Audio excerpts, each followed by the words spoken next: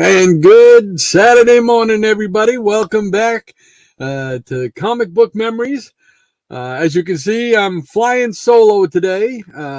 Shannon posted a video last night, and he also texted me to let me know he's got some family business he's got to take care of today. So you'll have to put up with just me. and I apologize in advance.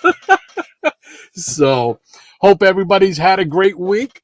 Mine's been up and down, dealing with sciatica, whatever they call it. It's a lot of fun.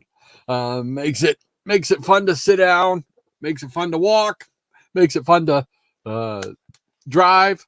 So, but we're doing okay this morning. So, I mean, come on, I hit the live button on time. You know, so it's a good Saturday for me. I mean, I can't beat that, right? Oh, and usually when it's just me solo, I do like Rod's choice type of thing. But today, I'm gonna leave it up to you guys. I've got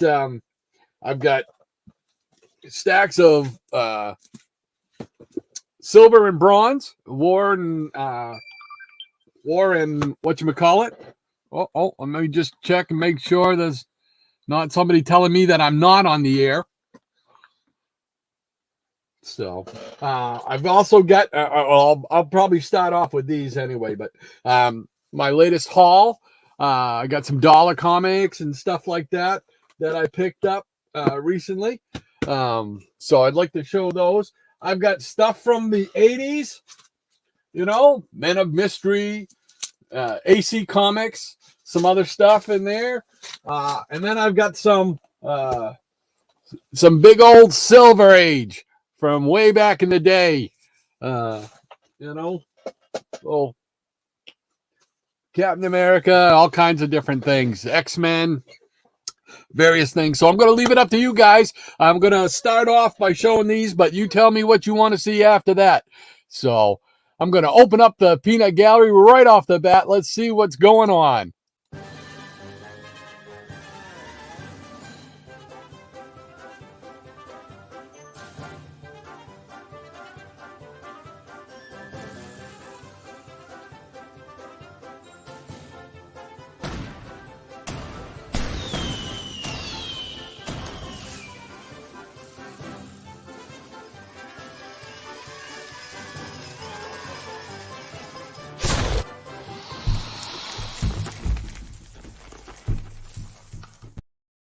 And good morning to everybody in the peanut gallery. Great to have you with us again this morning. Let's see here. Switch over to the comments so I can see what's going on. So, like I said, hope everybody had a great week and your weekend's off to a good start. We got bright sunshine out there this morning. I am so happy. There's nothing makes me happier, than when I wake up and there's golden sunshine peeking through our front window. Oh my gosh, I am such a sun baby. I just love the sun. Hate those gray winter skies. Blah blah blah. Anyway, so I'm going to leave it up to you guys. Like I said at the beginning, I'm going to leave it up to you guys what I show the rest of the way.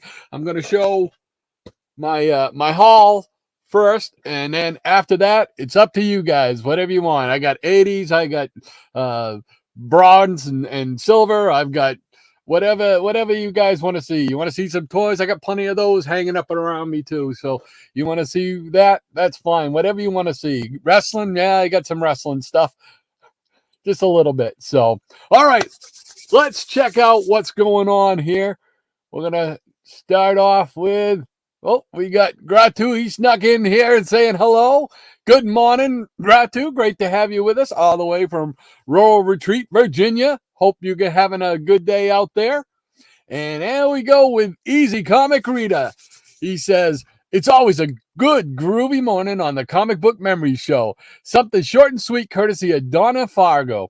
And I was so happy because I was so worried this morning that I would not know the group or the song that you did this morning, EC Comic Rita, but Donna Fargo, her and I go way back to the 70s. So I'm very familiar with this song. So we'll warm up the pipes. Me. You. All right, here we go. Shine on me, sunshine, walk with me, world. It's a skippity-doo-dah day. I'm the happiest nut in the whole USA. Yes. All right. Great job, Easy Comic Rita. ECR, done it once again. Musical stylings. Thank you so much for starting us off with some music. I'm sorry you guys had to listen to my voice, but appreciate it. Thank you so much. And I was just so thrilled that I knew it. Oh, what else is going on here? We got Rob Brown. How you doing, Rob? He says, good morning, my comic book friends, and a good morning to you too, sir. We're all kind of just waking up. At least I am. So let's see what else. Oh, the Jackson Roykirk. He's saying, good morning, folks. And good morning to you, Jackson. And Lady M is with us, Maranya. Good morning, Peanuts. Maranya says, hello. Hopefully I'm on. If you guys haven't seen me on yet, if I somehow screwed this up, hopefully somebody can say so in the chat. But hopefully I'm live. I think I'm live. I think I hit that button right this morning. And we got the Professor Eric Breen. He's hanging out with us again. He says, good morning. If you are reading this, it must be 10:20 a.m. Yes, sirree.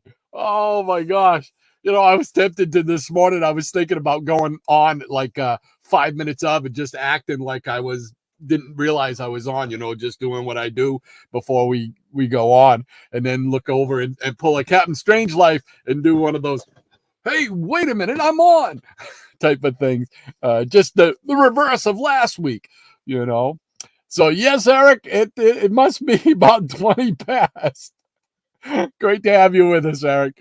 And Maranya says, ha, it's 9:57 a.m. here, Eric. She sticking the tongue out. Yeah. The Jackson Roykirk says, oh God, he followed me everywhere. And Lady M says, nope, Eric's following me. And I don't mind one bit, she says. They go wink. There we go. Eric says, don't flatter yourself. And Maranya says, I've had some lovely fried egg sandwiches courtesy of my husband and some chocolate coffee for breakfast. Now it's time for Rod and Shannon to show up. Well, unfortunately, if you didn't know, Shannon texted me last night, and he also put up a video late last night, about 9 o'clock or so, saying that he wasn't going to be able to make it this morning. He's got some family business he's got to take care of. So unfortunately, I'm flying solo this morning. So you gotta put up with this ugly mug all morning for at least 2 hours. But the good thing is, usually it goes by quick, right? So, and Dave Asanowitz, I'm awake, he says. Oh, well, then you're probably doing better than me because I'm still half asleep, I think. Thank you for being here, Dave. And Fireball Comics is with us here. He says, love the music intro. Yes, sir, Bob, courtesy of ECR. Easy Comic Reader. Every week he starts us off with a musical masterpiece. So glad you're with us here, Fireball. The Jackson Roykirk says, wait, this is on so soon? Caught you by surprise, didn't we? Eric Breen, file footage? Oh, that's it. Yeah, that's it. I'm not really live. It's Memorex. Maranya says, good morning, Rod, and all the peanuts in the gallery this morning. Good morning to you, Maranya. Thank you for being here once again. I hope the blue wrench is still in effect, because I can't see a blue wrench on my chat list. It doesn't show up there. So let me know if it doesn't. I'll figure out what I did wrong. So I think once I put you in there, you should be good, right? So let me know if I'm wrong on that. Hippie's Collectibles is with us again. Hippie, how you doing, Tom? He says, greetings, people of Earth. Great to have you with us as always. Thank you so much for spending your Saturday morning with us. Jackson Roykirk says, did Rod say psychotic? Well, you know, I might have used that. I'm not sure. David Asanowitz says war and more. He says, okay, if that's what I do have some war comics in here to show. Couple handfuls, but just let me know what you guys want to see.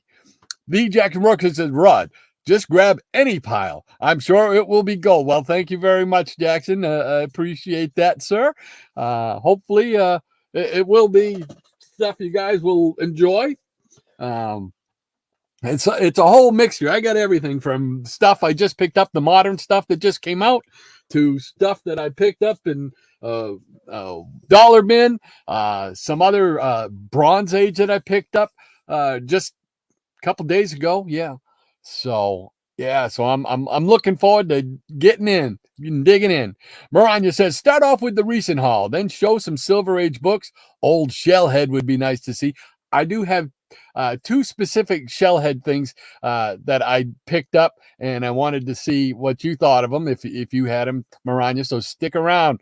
Yes, you'll see some old Shellhead. He said, anything else is a treat. Well, thank you very much. Appreciate that. And Tempest from Mars, how are you doing today, sir? All the way from outer space. Afternoon all, he says. Shopping done, then for a walk, had lunch, done some ironing. All that's left is comics. Oh, man, that's a day right there. That's a great day. I forget that you're over across the pond and away. So you've done, here I am just trying to keep my eyelids open, and you've already lived the day. Holy mackerel. That's great. Thank you for being with us. Appreciate it. And Eric Breen says, do you still have that luchador mask? Oh, he told me I gotta put the mask on now. Get my mill mascaras. Yeah. Oh my gosh. I got a couple masks. I got got my skull mask here. If it gets too much for you, just let me know and I will put the mask on. Maranya says, good afternoon, TFM. You sound like you've had a busy day and earned your rest watching Comic Book Memories with us. Thank you so much. I mean, Shannon mentioned it in his video last night, and we talk about it usually at the end of every broadcast, and we talk about it outside of the broadcast. We appreciate you guys showing up every week. I mean, you could be doing anything. We all have lives, busy lives and whatnot. You could be doing anything on a Saturday morning, and you choose to spend it with us, and we're very grateful and thankful, and we love having you guys hang around with us. You guys are like family, man. It's so much fun. So much fun. Dave Asanowitz says, a day without comics is a day without sunshine. Boy, ain't that right? That's more true than you might believe, Dave. I agree with that, man. Comics, man, since I was a kid, I'll even give it to the 70s. Since I was a kid in the 70s, pretty much every day, in one way, shape, or form, comics has been in my life. I mean, I'm sure, yeah, technically there might be a day went by that I didn't, pick up a comic, but most of the time, I mean, I had comics all over my room. So when I'd retire at night to go to bed or do homework or something, I was surrounded by comics, toys. So absolutely, I subscribe to that, Dave. Well said. Tempest for Mars says, hi, Maranya. Yes, it's feet up time. There you go. Feet up time. I love it. Graphic Man. Hey, Micah, how you doing? He says, show the toy in your spinner rack. Okay, we can do that. It's a little stuffed adamant. Up and adamant. So he's the guardian of the rack. So I just picked this up. I can't even remember where I picked it up. I think I got it at it's right here. Yes, Full Moon Collectibles. Boom, boom, boom. Put it on there. Yes, Full Moon Collectibles in the Fox Run Mall in Newington, New Hampshire. Whoops, hit the bell early. So, but yeah, I mean, it was just a couple bucks. And I mean, come on, it's adamant. Hanna-Barbera, 60s. That helmet looks like his head's kind of cockeyed there. There we go. So, I haven't found an underdog one like you have, Micah. But I'm looking. So, I did see an underdog board game, which I had never seen before. At one of the places I go to, they want $50 for it. It's hard. I'm looking at it and I'm like, oh boy, because I've never seen one. I've got a Milton the Monster game from the 60s. So up there, Milton the Monster Show. So there you go, Graphic Man. Asking you shall receive. Rania says, Puxatawny Phil has predicted an early spring. Yes. If he's wrong, I'm going groundhog hunting. I don't blame you. He better be right. But I think he will be due to the whole El Nino weather pattern this winter. We usually see a fair amount of snow up here. And this year we haven't seen, I bet you not nearly, I bet you about maybe half of what we normally get. And that's fine with me, man. That's fine with me. The less I have to shovel or snowblow or deal with just driving on the roads, the better off I am. So, yeah, I heard that yesterday. I was at the doctor's office, and one of the nurses says, yeah, Punxsutawney Phil said early spring. And I said, yeah, baby, I'm on board that train. Thank you so much for that. She also says, yes, show off your adamant, please, Rod. There we go. Adamant. He got some airtime there. He's always right there over my shoulder, guardian of the rack. Easy Comic Reader says, bravo, Rod. Love ya, baby. Fist bump, baby. There we go. Whoops. Make sure I click on the right thing. There we go. Jackson Roykirk, great singing. Oh, you are too kind, sir. Believe me, I know better. My kids let me know what my singing's like. Unfortunately, they hear it more often than they'd care to, but doggone, never let them kill the dream, right? Never let them kill the dream. Thank you, Jackson. Charles Mardane's with us again. Hey, great to have you with us. He says, good morning, all. Thank you for spending your Saturday here. Appreciate it, sir. Maranya says, good morning to Charles.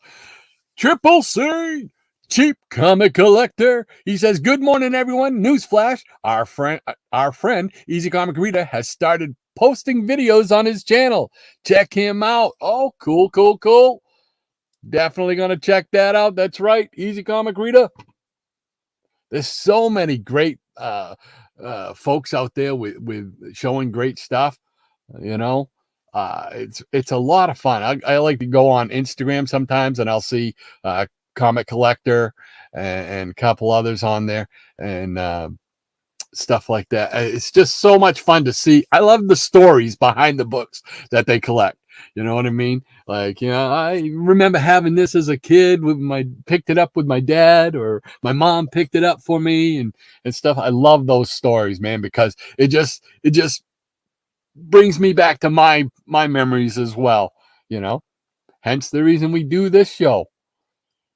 Thank you very much, Cheap Comic Collector, for that reminder. So definitely check out Easy Comic Reader's YouTube channel so we can see some more great content.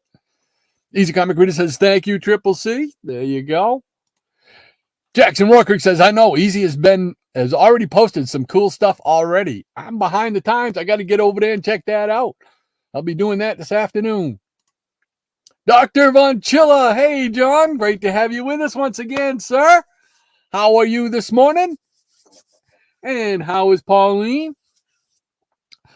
And let's see. I just saw your video about the posters.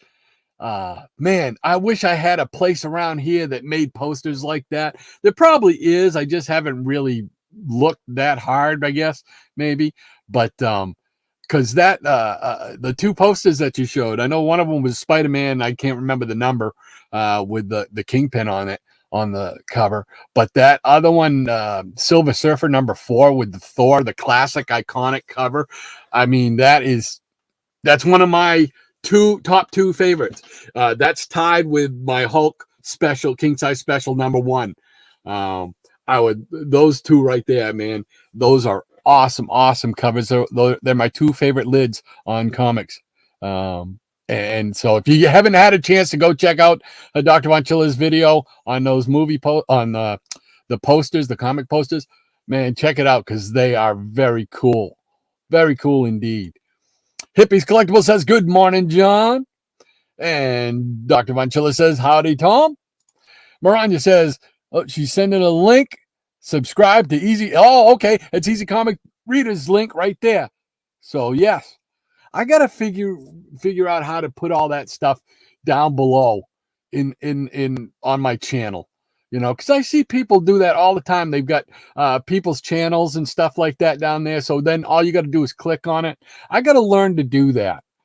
So I got to get that done this year. I'm gonna be able to do that and put people's, if you're here in the Peanut Gallery, I should put your name in there and if you have a YouTube channel with content or Instagram page or something like that, I should put that up there. So I'm going to work on that, folks. Please let me know what you think. Easy Comic Reader says, appreciate it, Maranya. And the Jackson Roykirk. Maranya says, good morning, John. We need to hear the Pauline report and find out what cute mischief she's gotten into lately. The perils of Pauline. Dun, dun, dun. The Jackson Roykirk says, some people get a wrench. If you can dodge a wrench, you can dodge a ball. Rob Brown says, I see a blue wrench beside Lady M's name. Okay, so I didn't screw it up too badly then. All right, thank you. Maranya says, I've got the wrench. That's why Jackson's been on such good behavior lately. Keeping an eye on you. Eric Breen says, that's his good behavior? Uh-oh. Maranya says, I can only do so much, Eric. I'm a blue wrench, not a miracle worker. Jackson Roykirk says, I'm always good. There you go. The little halo right there. Rob Brown says, true, we all have comic book lives. This is what we do, Rod. Laughing out loud. Well, thank you very much, Rob. I appreciate it.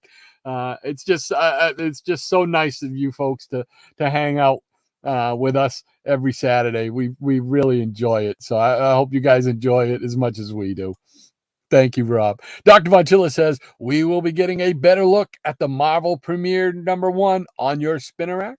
An immortal Gil Kane blazer of a book from the cover to the last page. Let's see. This one right here. This must be the one. We'll throw it right up there. Hold on, let me do that. So there we go. Yes, sir. And wait a minute, who is that? Let's see. Yeah.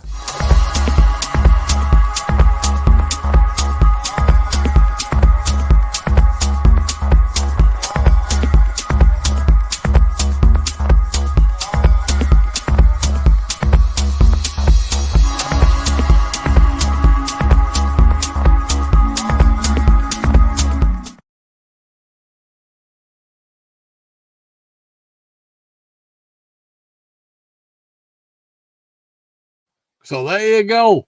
Little Gil Kane appreciation right there. Power of the Warlock. Cool beans. All right. Oh no. Adamant trying to fly off. Holy mackerel. Get back up here. There we go. So there we go. All right. And back over. Let's see. And we've got Eric Breen says, when I was a boy.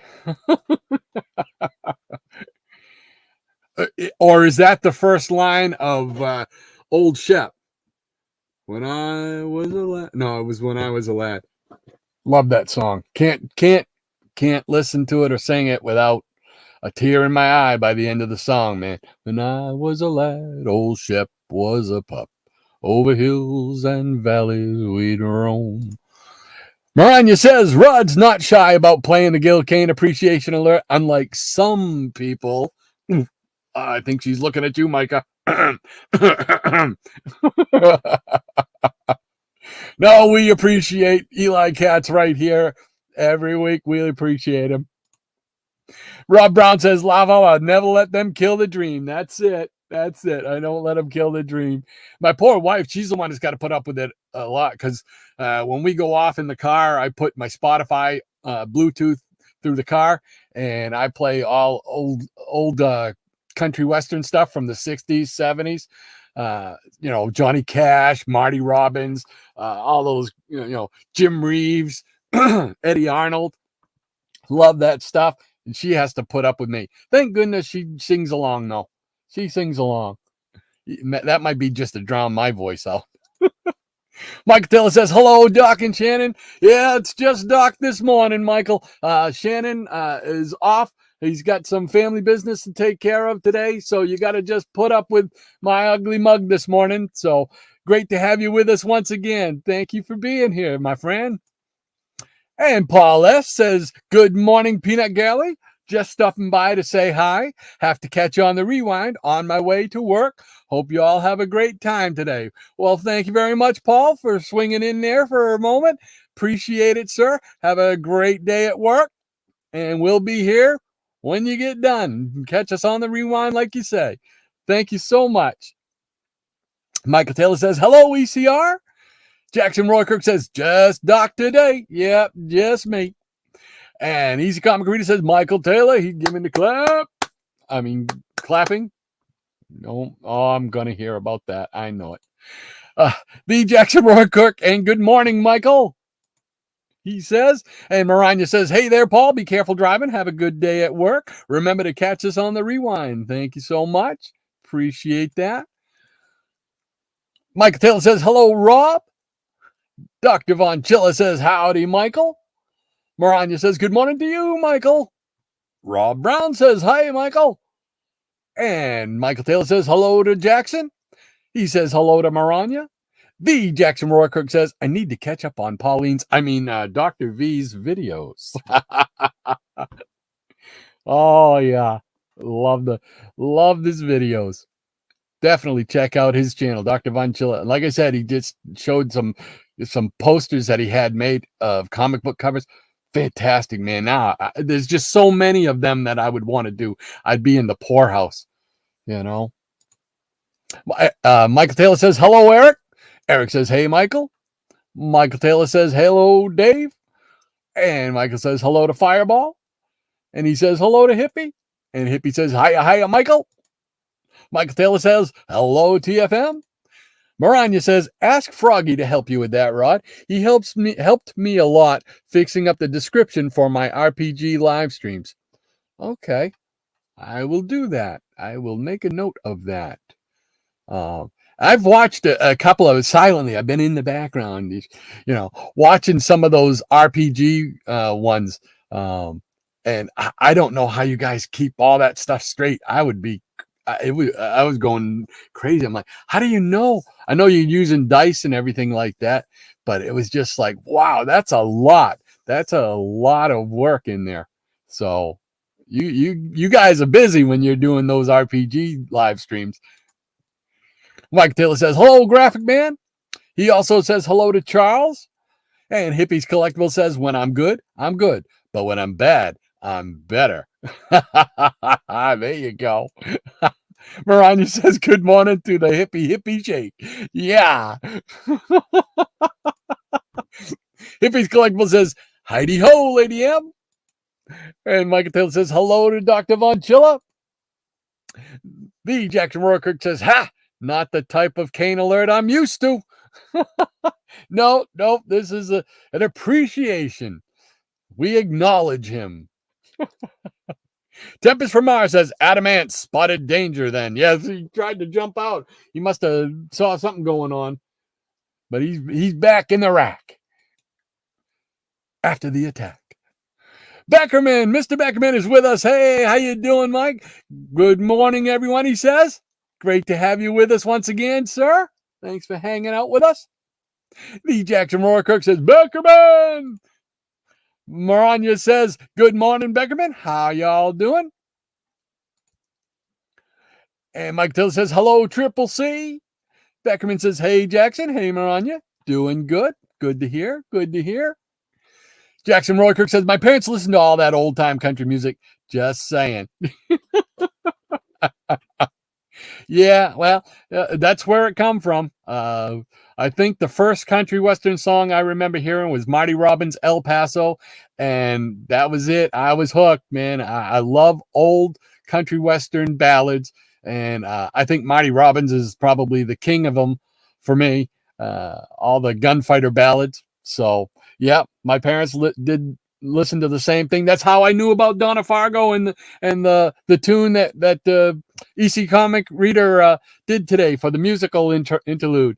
So, absolutely.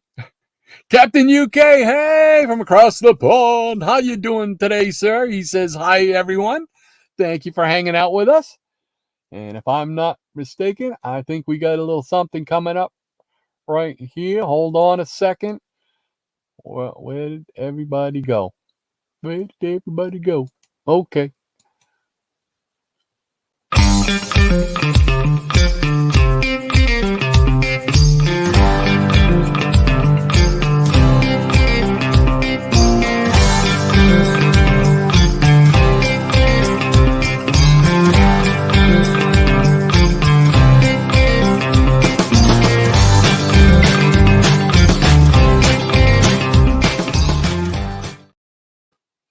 There we go. And the Pauline report for this Saturday morning is light on the mischief this week, but the floodgates have opened and she walks around the house talking nonstop.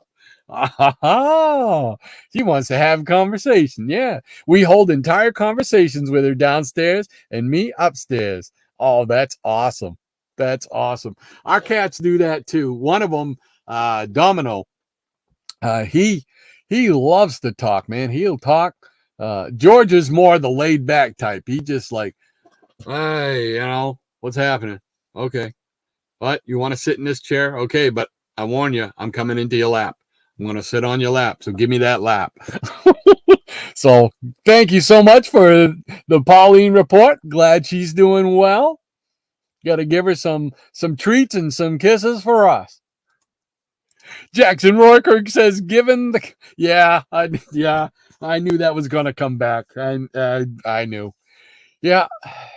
Sorry about that. Oh, man. Maranya says, hello to you from the other side of the pond, Captain UK. Great to have you with us once again. Michael Taylor says, hello to Beckerman. Maranya says, may I ask what the Katt Murdock report is for today, Beckerman? Dun, dun, dun. And Fireball Comics says, I was married into Jim Reeves' family. Knew his sister who lived till 100. Wow.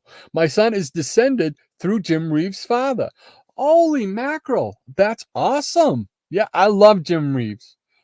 He just had that such a great voice, Adios Amigos. He'll Have to Go. Those, they're two of my favorites of his. The Blizzard. Love the Blizzard. Oh, so that's pretty doggone cool. Well, that's neat, man. Thank you for that. Thank you for sharing that, Fireball. Super cool. Captain UK says, hi, Maranya. Hope you're keeping well. And Dr. Vantilla says, wow, that's awesome, Fireball. Yeah, that's pretty cool. Maranya says, I am indeed. Thank you. Captain UK says, that's great to hear, Maranya. Mike Taylor says, yeah, ECR made quite a few videos. Never knew he had a channel. Oh. Mike Taylor says, hello, Captain UK. The Jackson Rourke says, I know what you mean, Rod. Marty Robbins' Gunfighter Ballads was played often at home, and I listened to it most days. most days because I'm in the car and I'll play it and it comes around. I just love El Paso, Felina. El Paso was a 3-part song. There's El Paso, there's Felina, and then there's El Paso City, which he did in the 70s. I just love Marty Robbins. He left us too early. I just would have loved to have seen more or heard more gunfighter ballads by him. Tremendous singer. Thank you for that, Jackson. Maranya says, on a long car ride down to North Carolina, we listened to the Godfather soundtrack on 8-track tape. Oh, wow. When the radio reception would cut out on us. Oh, the old 8-tracks. Oh, man. I remember the old 8-track players. Oh, my gosh. I wore out, what was the name of it there? The Beatles. Sgt. Pepper's Lonely Hearts Club Band. The soundtrack to the movie they made of that, with Steve Martin and stuff like that. I wore that thing out in the 70s, man, late 70s. Oh, that's awesome, though, Maranya. Michael Taylor says, my father liked country music. Cool beans. There's really not a whole lot of music that I don't like. I'm not a heavy metal guy, or whatever they call it nowadays, death metal. I was never a punk rock guy. I was never a rap music guy. I was more bubblegum music. I love the bubblegum pop, like the Archies and stuff like that. Bobby Sherman, I love smooth jazz. I love country western, obviously. A lot of soundtracks. I love a lot of different movie soundtracks and stuff like that. So I'm all over the place. You could look in there. I listen to the Brady Kids, for crying out loud, on my Spotify, so that tells you I'm all over the place. Let's see. Rob Brown says, RPG live streams, looks at Lady M. No, it's very cool. It's very, what's the word I'm looking for? There's a lot that goes into it.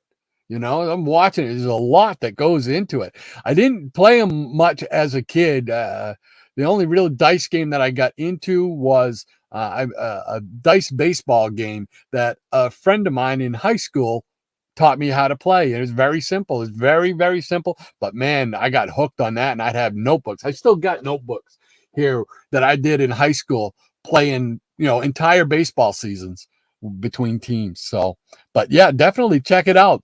Maranya, give them the name of the show and which channel it's on. Because I'm sure there are some that would like to check that out. It's pretty neat. I was fascinated by it. Captain UK says, hi, Michael. How's it going? Michael Taylor says, Doc, you're bringing the cane alarm. Well, this is the cane appreciation alert. Maranya says, yes, they are on the I Love Comics channel every Tuesday night at 10:30. There you go. Thank you very much for that. You see, you did that without me even asking you. You were already in there doing that. Thank you so much, Maranya. And you are psychic. Beckerman says, so, wait a minute. Hold on. We got to do this right. Everybody gets...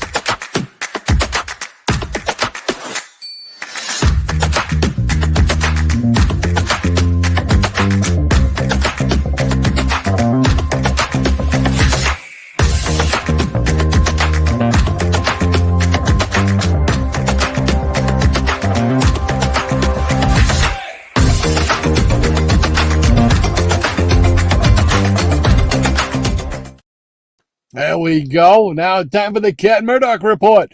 And Beckerman says, so Katt Murdock has had a rough week, battling an infection and not a fan of his medicine. But he's running around this morning. Oh, hopefully he feels better. Oh, man, that's rough. Anytime you've got to give your pets, your furry family members, an infection medicine or any kind of medicine. We've had to do it with our 2 cats, and man, it's kind of kind of stressful on them. It gets stressful on you, and then they can see it stressful on you, and they get stressed even more. So yeah, that's a tough one. But hopefully everything goes well. He takes the medicine, and he gets well very soon. It says he's running around this morning, so it sounds like he might be on the road to recovery, huh? So let's keep our fingers crossed. Thank you so much for the Katt Murdock report, Mr. Beckerman. Once again, Maranya says she's listed a link. This is season 5. You've done this for 5 years or so? Wow. Episode 2 this past Tuesday. All right. Cool beans. Thank you, Maranya. Appreciate that. Easy Comic Reader says, I get down to some honky tonk music. Yeah, I love honky tonk music. Absolutely. I love banjo music. I just love banjo. Have you ever heard a sad banjo song? I never have. If I could play an instrument, snap my fingers and be able to play decent, it would be the banjo. I'd be playing that banjo. Oh my gosh, I love banjo music. And not anything to do with deliverance. So no. Maranya says, oh dear, glad Mr. Murdock is feeling better. Beckerman, infections and medications are no joke. Give him snuggles, pets, and treats for me, please. I'll keep him in my thoughts. Absolutely, and so will we all. So, very cool. Hopefully, he'll be fine. And Eric Breen says, El Paso City by the Rio Grande. Yes, sir, El Paso City. That's number 3 in the El Paso trilogy. Very cool. And Jackson Roykirk says, El Paso City by the Rio Grande. Maranya says, Rob, we use the 1986 Marvel Advanced Role-Playing Game Set written by Jeff Grubb with art by Jeff Butler. It's a great system, and we have fun with it. Yeah, you guys really had fun with it. I was enjoying the interaction, and you guys really get into it. I had a lot of fun.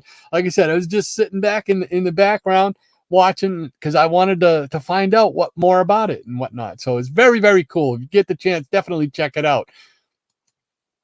And Michael Taylor says, I think Dire Straits is country because they were honored on the Country Music Awards. So I didn't know they were country. I didn't either. Dire Straits, for some reason. Dire Straits, aren't they the ones who did Money for Nothing and Chicks for Free or something like that? That's when I hear Dire Straits, that's what goes to my head. Money for Nothing and Chicks for Free or Kicks for Free, something like that. Let me know if I'm, out there, which I probably am. Jackson Roykirk says Solitaire is the only game in town. Yes, I could. Yes. I didn't sing that one at all. Oh my gosh. Love it. Love it. Rob Brown, Sweet Lady M, I have the Marvel box set. There you go. Charles Mardane says a white sport coat and a pink carnation. Da, da, da. I'm all dressed up for the dance. Yeah, I love it. I love it. That's on my Spotify, baby. Love it. Yes. Maranya says, Rob, I had the regular and advanced. Mine are well loved and in those page protectors in a binder. There you go.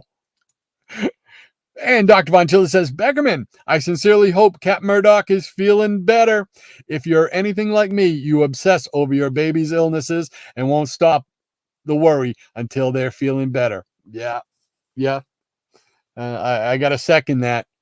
Absolutely. We, our cats are getting old, so you're trying, we try to, they have trouble like jumping up on the bed or something like that. So we're making like little mountains of boxes or something like that, so to help them get up and oh yeah, they're family members, man. They're not just pets. They are family members, and I'm sure just like you guys, we treat them just like they're family members, So absolutely, anytime we can make their lives better, easier, we try the best we can. Absolutely. Charles Mardane says, a white sport coat and a pink carnation. Yes, it is a great song. I love it. I love it. Michael Taylor, if he's running around, he must be feeling better. There you go. There you go. Maranya says, not 5 years. Our seasons usually run 6 to 12 episodes. Okay. All right. With a week or so break so people can set up for each season. Oh, that's pretty cool. Very cool. And Triple P, plants, printed periodicals. Yes, I got it right.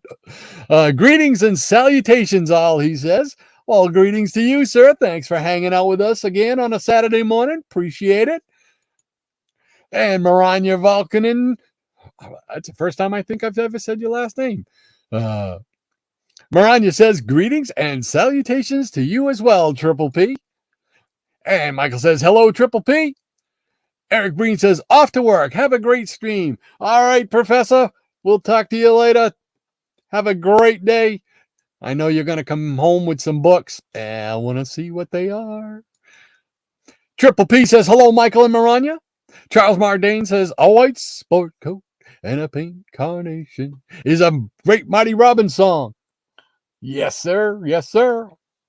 I think he just wants me to sing some more, right? Yeah, right. Maranya says, take care, Eric. Have a good day at work. Be careful getting there. Yes, sir, Bob. Jackson Roykirk says, now for some fun. Listen to Bella Flick, smooth jazz with banjo as the lead instrument. Oh, ho, ho. Okay, you might be turning me on to something else I've never heard before. Bella Flick. Okay. Bella Flick. Where's my pen? I'm going to write that right down right here. Bella, right? Fleck. Bella Fleck. Because I love me some banjo. I love me some jazz. So that's a perfect combination. Thank you so much, Jackson. Appreciate that. Jackson says, have a good one, Eric. Michael says, later, Eric. And Michael says, yes, Doc. Okay. Higgy Pop, hey. Higgy Pop is in the house. Hey, Rod. Hello, Peanut Gallery, he says. Great to have you with us, Higgy.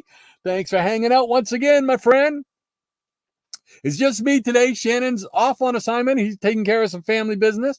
So you got to put up with me today, flying solo. So Easy Comic Reader says, Higgy Pop. Mike Taylor says, The Carpenters. Yes, Carpenters are on my Spotify as well. Top of the World. That was like one of my favorite songs in 6th grade. I'm on the top of the world looking down on creation. I love that. Yeah. Another one, Left Us Way Too Early. Way too early. They were phenomenal. I really enjoyed the Carpenters. They still do. Maranya says, you are correct, Rod. Money for Nothing was their big MTV hit, which was parodied by Weird Al. I love Weird Al. In a mashup with the Beverly Hillbillies song. Oh, my gosh. Oh, I don't remember seeing that. I probably did because I'm a huge Weird Al fan, so I probably have seen it, but I just don't remember it. But oh, that's funny. That's cool. See, my memory isn't too bad sometimes. I can remember stuff from way in the past, but don't ask me about what I had for breakfast yesterday. Mike Taylor says, hello, Higgy. Higgy Pop says, my man, easy. Triple P says, you are correct, Rod. Dire Straits sings Money for Nothing. And Sultans of Swing. Yes. That was the other one I remember. Yes, sir, Bob. Dr. Von Chilla says, I could play a few sad numbers on the banjo. What used to be called laments. Scruggs style playing will never sound sad, but I can make my banjo moan and cry intentionally. Laughing out loud.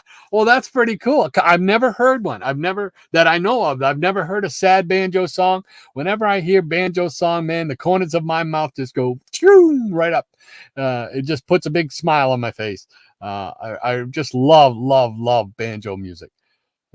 So that's pretty cool, man. You can play the banjo. I want to play the banjo. Shannon tells me all the time, hey, all you got to do is just, get a banjo and take some lessons, or you could probably get them online. Probably YouTube has banjo lessons and stuff like that. But I don't think I would have especially now. I don't think I would have the hand-eye coordination or just the hand coordination in order to play it, with the stuff you got to do up here on the neck. I don't think I could do that, but doesn't stop me from enjoying listening to it. That's for sure. Thank you for sharing that, John. Appreciate that. That is awesome. And Maranya says, hey, Higgy, ring the bell. Triple P says, greetings to Higgy. Rob Brown says, Lady M, I collect the RPG box sets from the 80s. I have quite a few. They are shrink wrapped to protect the box and contents. There you go. Keeping them safe. Michael Taylor says, Dr. Von Chilla plays banjo. Cool. Fireball Comics. I enjoy the old claw hammer style banjo playing. Saw the late Ralph Staley play once. I'm not familiar with Ralph Staley. I probably should be if I like banjo music. And I'm not sure what the claw hammer style is. All I know is I've seen the guys. I remember from like Hee Haw, they had the thing pick on their thumb, and type of thing. But yeah, I love that. I love a steel guitar. I love to hear a steel guitar too. That's another thing. Acoustic guitar. Very cool. Thank you for sharing that. Hippies Collectibles. Hiya, Hickey. And Dave, Spinner Rack Studios. Hey, great to have you with us, Dave. Thanks for spending your morning here. He says good morning to everybody and a good morning to you, sir. And Mike Taylor says, Doc, say that 5 times fast. Yeah, I don't know if I could. Oh. Miranda goes, that. There we go. Michael says, hello, Spinner. Higgy Pop says, hey there, hippie. Maranya says, good morning to Spinner Rack. And Michael says, hello, Gratu. I think I missed you. Jackson Roykirk says, I'm Bella Fleck. Look for his earliest CDs, late 80s, early 90s. Definitely going to check that out. Thank you so much for that, Jackson. I appreciate that, man. Higgy Pop says, I like Steve Martin on the banjo. Let's get small. Oh, yeah. Steve Martin, King Tut. I love King Tut, that song.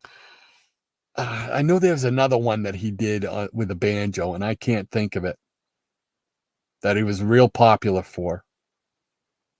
I can't remember it, but yeah, man, Steve Martin, man, back in the day, Steve Martin, when I was in sophomore or junior in high school, he was big. That was when King Tut came out. King Tut. Buried in his jammies. Dr. Von Chilla says, I don't play the Scruggs bluegrass style. I'm an old-time mountain style player, including claw hammer. Now, you guys got to explain to me the claw hammer thing. I don't know what that is, and I want to know. Higgy Pop says, hi there, Spinner Rack. Dr. Von Chilla says, what's up, Higgy? And Maranya, she's putting out the link. Thank you. Link. Check out issues 7 and 8 of Jeff John's Hawkman Run being read on the Geeky Puppet Show tonight at 9 p.m. So there you go. Definitely check out the Geeky Puppet Show. If you get a chance, participate, because it's a lot of fun. You get to make up voices and be part of the crowd. It's a lot of fun. So definitely check it out. Thank you, Maranya. Michael Taylor says, Karen Carpenter was originally a drummer and a fantastic one. I did not know that. I did not know she was a drummer. Wow. I just know her for her vocals. And tremendous talent. Fireball Comics says, Tony Triska is another awesome banjo player. Tony Triska, does he have music out? Because I'll put him down there too. Tony Triska. Okay. Thank you very much, Fireball. Appreciate that. Dr. Von Chilla says, Steve Martin is a world-class player. Seriously, yes. Yeah, he was. I used to see him on the Smothers Brothers show. And then, of course, he blew up on his own. It was great. And, of course, the movie The Jerk. I love The Jerk. So, awesome. Hippie's Collectible says, I play guitar. Does that count? It absolutely does, Hippie. We were just talking about the banjo because I said I'm a big fan of banjo music. But if I couldn't learn the banjo, my next choice was going to be a guitar. I'd love to play acoustic guitar, just like a old Western guitar. That's I would love to be able to do that because, for the same reason, banjo music. If you can make music like that with an instrument, man, you can take that anywhere you go. You can have music anywhere you go. You can make your own music, and I would just love to be able to do that. Just hanging out somewhere, or go over a friend's house with it, or something, and just be on their porch and just play some music. You can always bring it with you, man. I envy people who can do that. I really do. That's a tremendous gift, a tremendous talent to have. So you folks that can play, I envy you to the high heavens. I really do. Jackson Roy Kirk says Karen was a beautiful woman. Too bad she didn't see that. Yes, that's a very sad, tragic story. Like I said, she left us way too early. It's just too sad. Higgy Pop says Lady Maranya, comics at her. Lady Maranya, comics at her feet. Do, do, do, do, do, do, do, do, do. Yeah, I got you, Higgy. I got you. Spinner Rack Studio says, Higgy, are you bouncing that new granddaughter on your knee yet? We are looking forward to seeing her in a hot girl costume for Halloween. There you go. Oh, let's see. I see Jackson's line coming up. So, and my phone is blowing up on me here. Okay. All right. So, just my wife letting me know that she is on her way home from the grocery store. So, there we go. Maranya says, that song still makes me grin. Thank you so much for that, Higgy. Rob Brown says, wow, 10:52 and we haven't seen a stack of comics. I know. I'm so slow at doing this. But the line's coming up. We got Jackson Rourke saying, yeah, time for some showing and telling. There we go. And there's the line. So thank you very much for that. Appreciate that, Jackson. As always. All right. So let's see. I'm going to start off with this big old stack. These are comics that I just picked up. I just found a new local. Well, it's not so local. It's about 20 minutes away, but it's right almost across the street from the mall we go to. So when we go up there, usually I'll try and swing in now. This is like the third time I've been there. And they're pretty good. They've got a lot of back issues, a lot of bronze, not a whole lot of silver, but a lot of bronze. Cool stuff. So I picked up some bronze stuff. I also picked up some new books. Also picked up some facsimiles and some dollar books. So, all right, let's get to it. All right, I picked up this, the New Golden Age. I think I've already got a copy of this, but I don't think it's the same cover. So I picked this one up. Love JSA. Everybody knows that. I know my partner in crime, Shannon, knows it. He loves them. I think he actually might love them even more than I do, and I didn't think that was possible. But here we go with, I picked up this Flash facsimile of 105. Pretty cool. My man Flash. I picked this one up here. I think Shannon showed this, I think, last week. Adventure Comics facsimile of 260. And it's because up here, the second story, no, where is it? Down here. The second story, I believe, is Aquaman. And I think, if I'm not mistaken, it was the first appearance of Aquaman in the Silver Age, I think, if I remember correctly. So I picked that up. I mean, I love these things because they have all the ads and everything, the original ads. That's just cool. I'm glad they do it that way, And what I like about it is they put the barcode on the back so it doesn't disrupt this. The only thing different about this is right there, where it says $3.99 instead of what would have been 12 cents or 10 cents, So, I mean, DC is really, really doing this right. Really appreciate that. All right, now I picked up the Incredible Hulk, number 8. It looks like we got Ghost Rider in there. This is new, hot off the presses. Here we go with World's Finest, number 23. And this is still, they're still in the Kingdom Come. They return to the Kingdom Come world, which I love Kingdom Come. And there's Magog, or Magog, however you say it. So really enjoying that. And speaking of that, here is number 22, because I didn't have 22, so I picked that one up. Again, they're on Kingdom Come world, and you can tell because Superman's got the black crest. So very cool indeed. I did pick up this Power Girl Uncovered. Not a big Power Girl fan, but this is more, now I want to say speculation, but it's more, hey, it's a number 1. I'll give it a shot. She's part of the JSA, so, I'll give it a shot. Anything to do with the JSA. Oh, what is this? All one? Oh, this isn't even a comic? This isn't even a comic. This is just pinup pages. Oh, so that's from JSA right there. I know that one. I recognize the black one. But, oh, I didn't know. I thought it was a comic. No. I don't know. Oh, okay. Anybody want a Power Girl comic? All right. Justice League versus Godzilla versus Kong.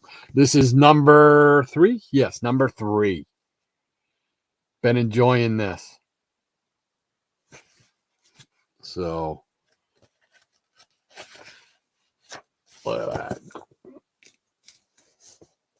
Crash. Great stuff. It's just a fun read. You know what I mean? I don't care if it's in continuity or it's not. It's just a fun read. Just a fun read. The art's pretty cool. So, all right. And then I picked up some back issues, some Bronze Age stuff. I start off with, I picked up a bunch of Jonah Hexes here. This is from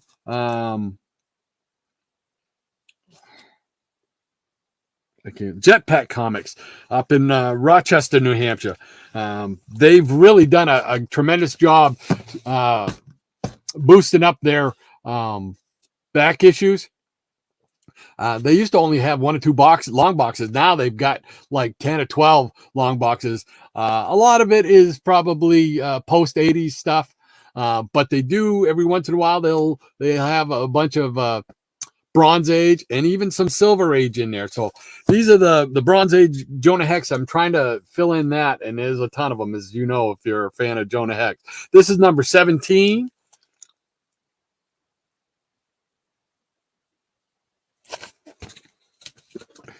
Here's number 16. Looking at life through a noose. That doesn't bode well for old whatever his name, lip there. Jonah Hex. Here's number 12. So picking up some early issues from them. And as I say, early issues, we jump to 72. Tarantula. And number 75. I like this cover. Kind of jumping out the burning building. So I picked up those Jonah Hex. Then I found this one here. This is Rima the Jungle Girl. I think she only had like 6 issues or maybe 8 issues at the most.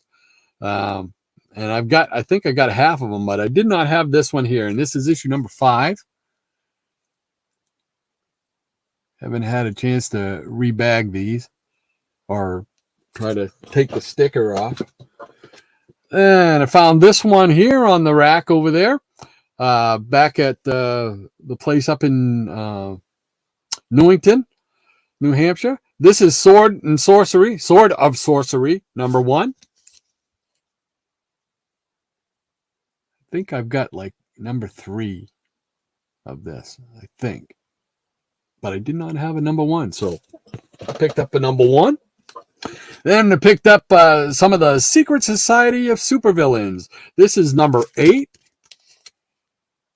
Got Kid Flash and Captain Comet, Trickster, Grodd.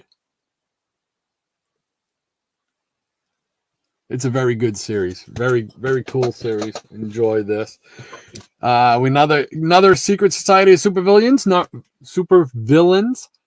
#15. Floronic Man. Dr. Midnight's there. So here's another one, another one of those short-lived series. Shade, the Changing Man. This is #2. I did not have that one, so I picked that one up. All right, and I picked up this one here. I'm trying to fill this series in. This is a more modern series. When did this come out? Does it say? Doesn't list the. Oh, 2012. Okay, it's Earth 2.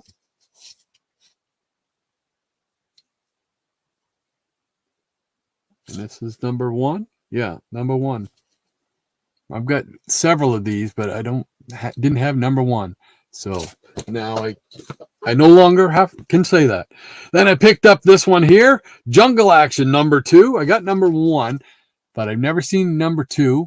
This is from the Bronze Age, obviously. 20 cent. Picture frame for my buddy Shannon. So I picked that one up.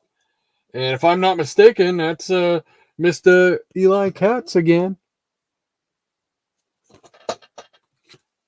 May have to run that alert, appreciation alert. Here we go. I got a 4-star spectacular #4.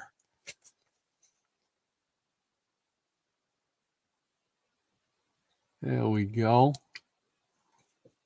So, all right. Then I went into. They have a whole room dedicated to dollar books.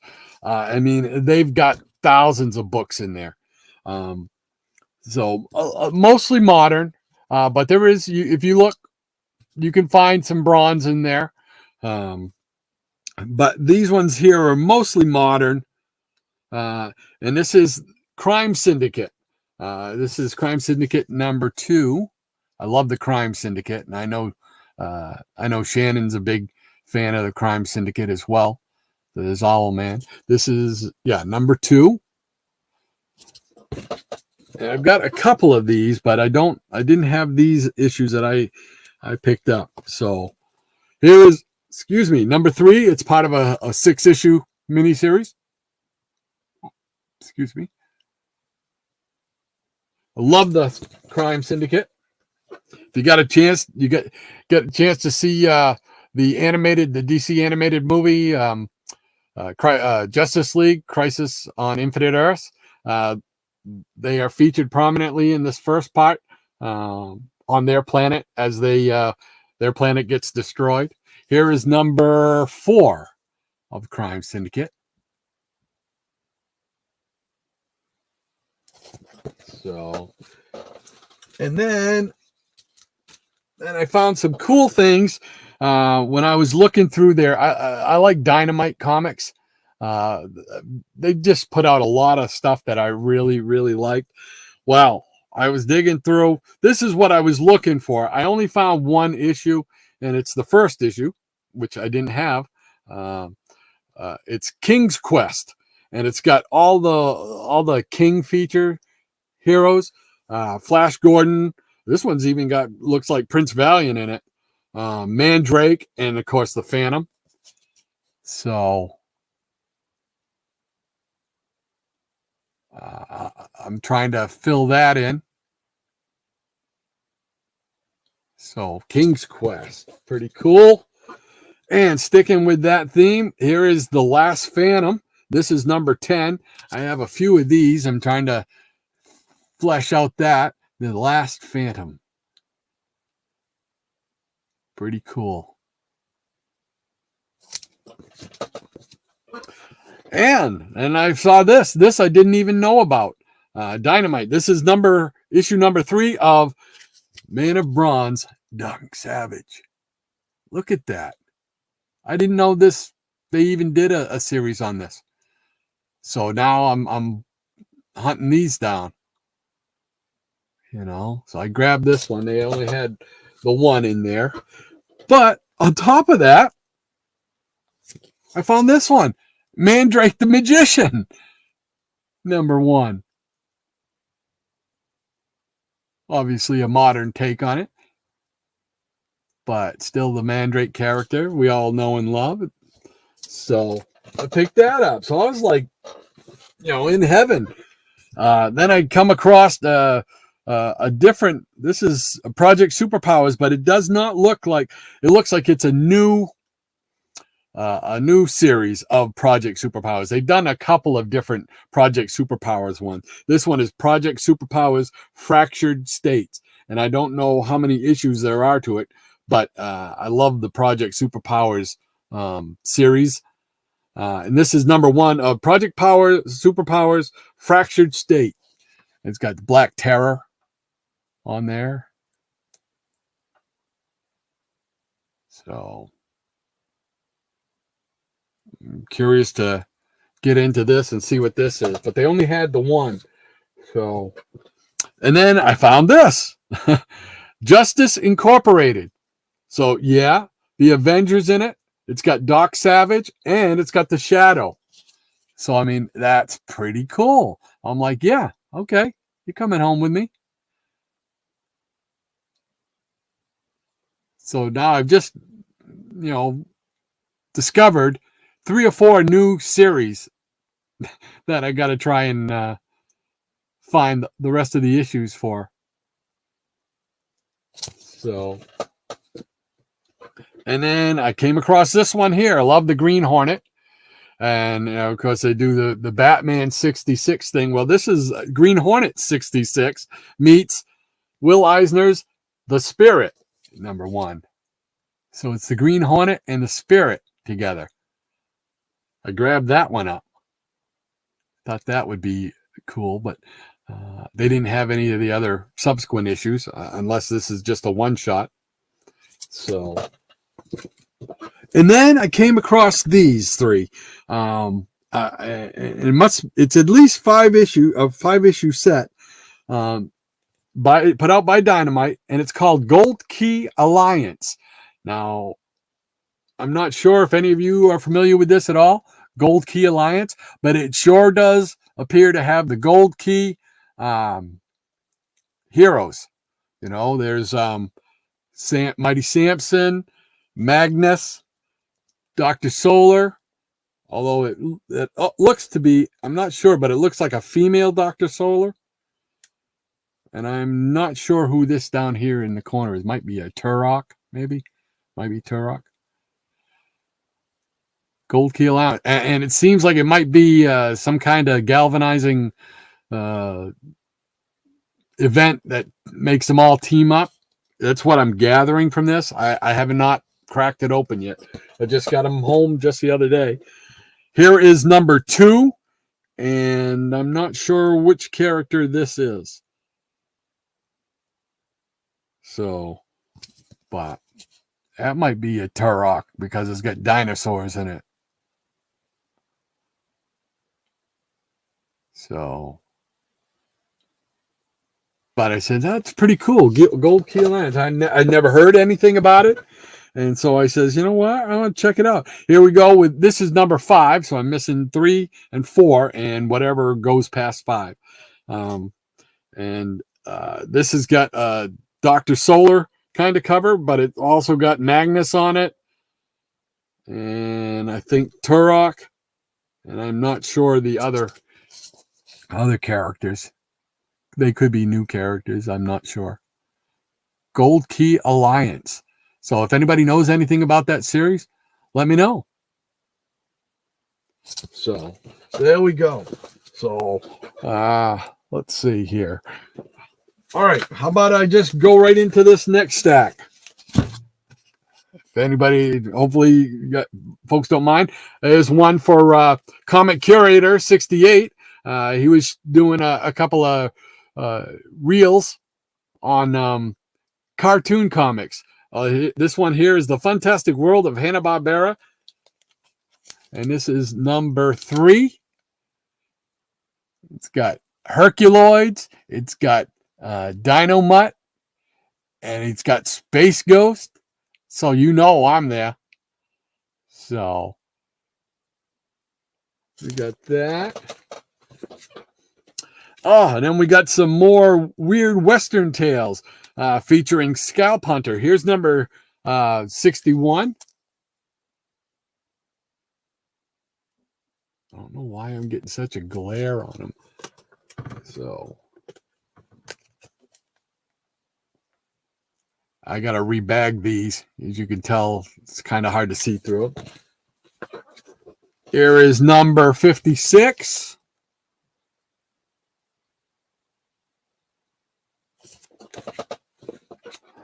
Number 54.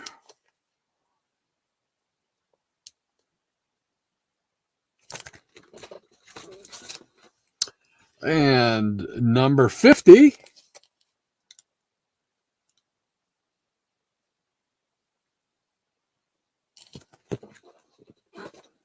And number 39, which I believe is the first. This is where Scalp Hunter takes over in Weird Western Tales from Jonah Hex. Hex hands the ball off to Scalp Hunter, and he takes it the rest of the way. So, and then I think I might have shown one or two of these before, but that's okay. Gold Key. Speaking of Gold Key, we got Judge Colt, number 1.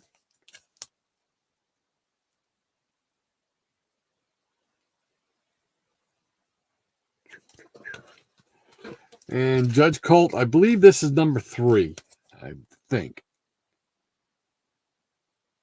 Don't have it written down. But nice train cover there. And we got, do I have the number written down on this? Yes, I do. This is Lone Ranger number 83 from 1955. The Lone Ranger. Oil silver away.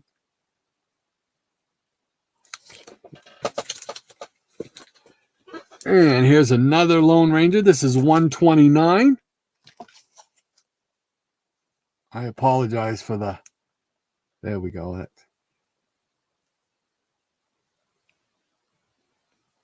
Try to avoid the glare. So I was looking. This is the photo cover, I believe. Yeah, it looks to be a photo cover of Clayton Moore.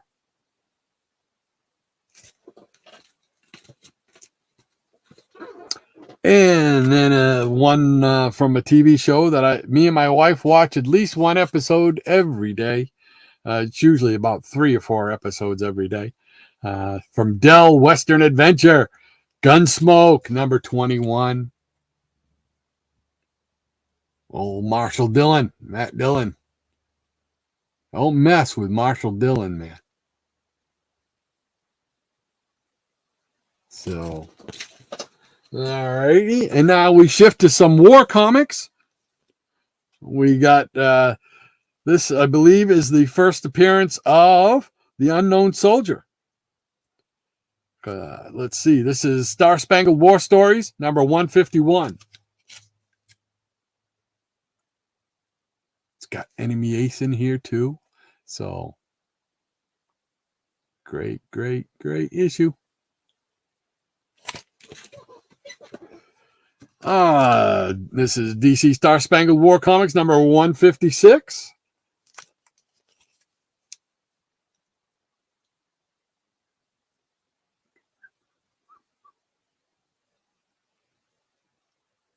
Kubert at his finest.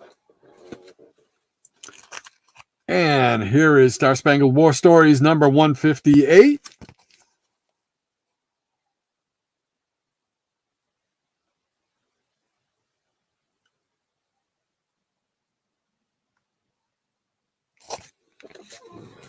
Ready? And let's see. 136 of Our Fighting Forces. A 52 big space, 25 center. The Losers. I'd love to see an animated movie feature with the Losers on it. In it. If they could do something like that with, you could incorporate Sergeant Rock. You can incorporate some of the other guys, maybe. That would be cool. And then here is Our Fighting Forces number 121 with Lieutenant Hunter's Hellcats.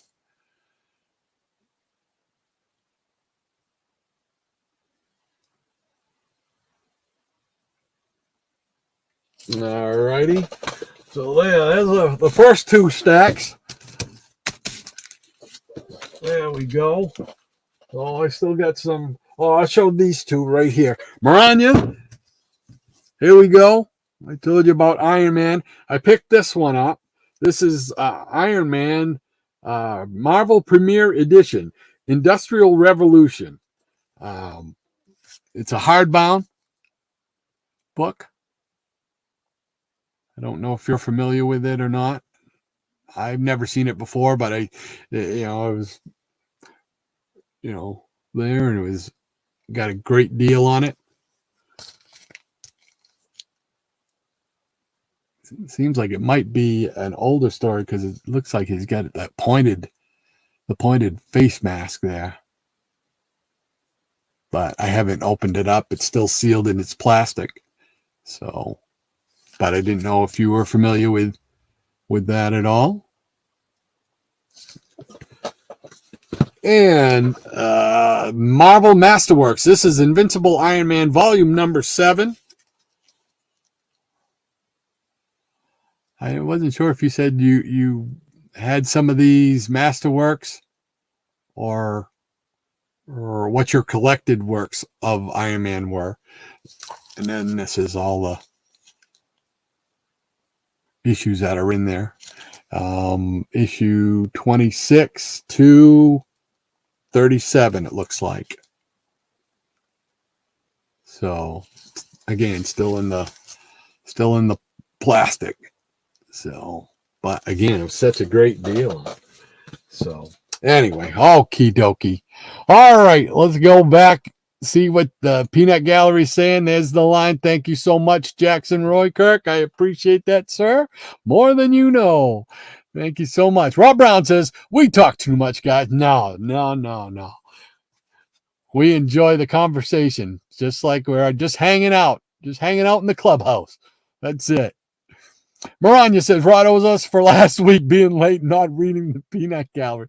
Yeah, believe me, I felt so bad about that because that's the first time I've ever really had to skip reading any of the chat. And to me, it's important, to do the chat. I think everybody would, love to. And part of the thing is, too, is, sometimes you read the words and you might not get the proper inflection. So I feel it's up to me to represent what's really being said in the proper inflection of the voice. Or singing, whatever comes. Maranya says, yeah, okay. I just read that. I'm going to read it again. Rob Brown says, okay, makes sense. Laughing out loud. Michael Taylor says, I don't know if I mentioned this. My uncle played trombone in the orchestra for the Star Wars movie. Oh, no, man. Wow. Holy mackerel. That's pretty cool. Trombone. I could never play that. Always thought it was a dangerous instrument. Wow. No, I'm just kidding. That's pretty cool, Michael. Thank you for sharing that with us, man. He said, I had the King Tut 45 in the 70s. Yeah, me too. I've got a bunch of 45s. I don't know. My wife pretty much takes care of our vinyl collection. she had more records than I had. I was never one to go out and buy a whole lot of records. I did buy quite a number of 45s. You know, I always liked the what do they call it? Like the novelty songs, like Junk Food Junkie. You know, I don't know if anybody remembers that song, Junk Food Junkie. I love that. Wreck of the Edmund Fitzgerald. Songs like that I would get. Devil Woman. There's a whole bunch of Up Your Nose with a rubber hose by Gabe Kaplan during the height of his Welcome Back, Kotter TV show. I got that one. Just all kinds of oddball records like that. So definitely, yeah, that's pretty cool. King Tut. I've got King Tut somewhere. It's there with all the rest of them. King Tut. Dr. Von Chilla says there are way too many banjo-related comments and questions flying around, and I'm getting overly excited. Before I lose control of myself, I'm going to sit on my hands.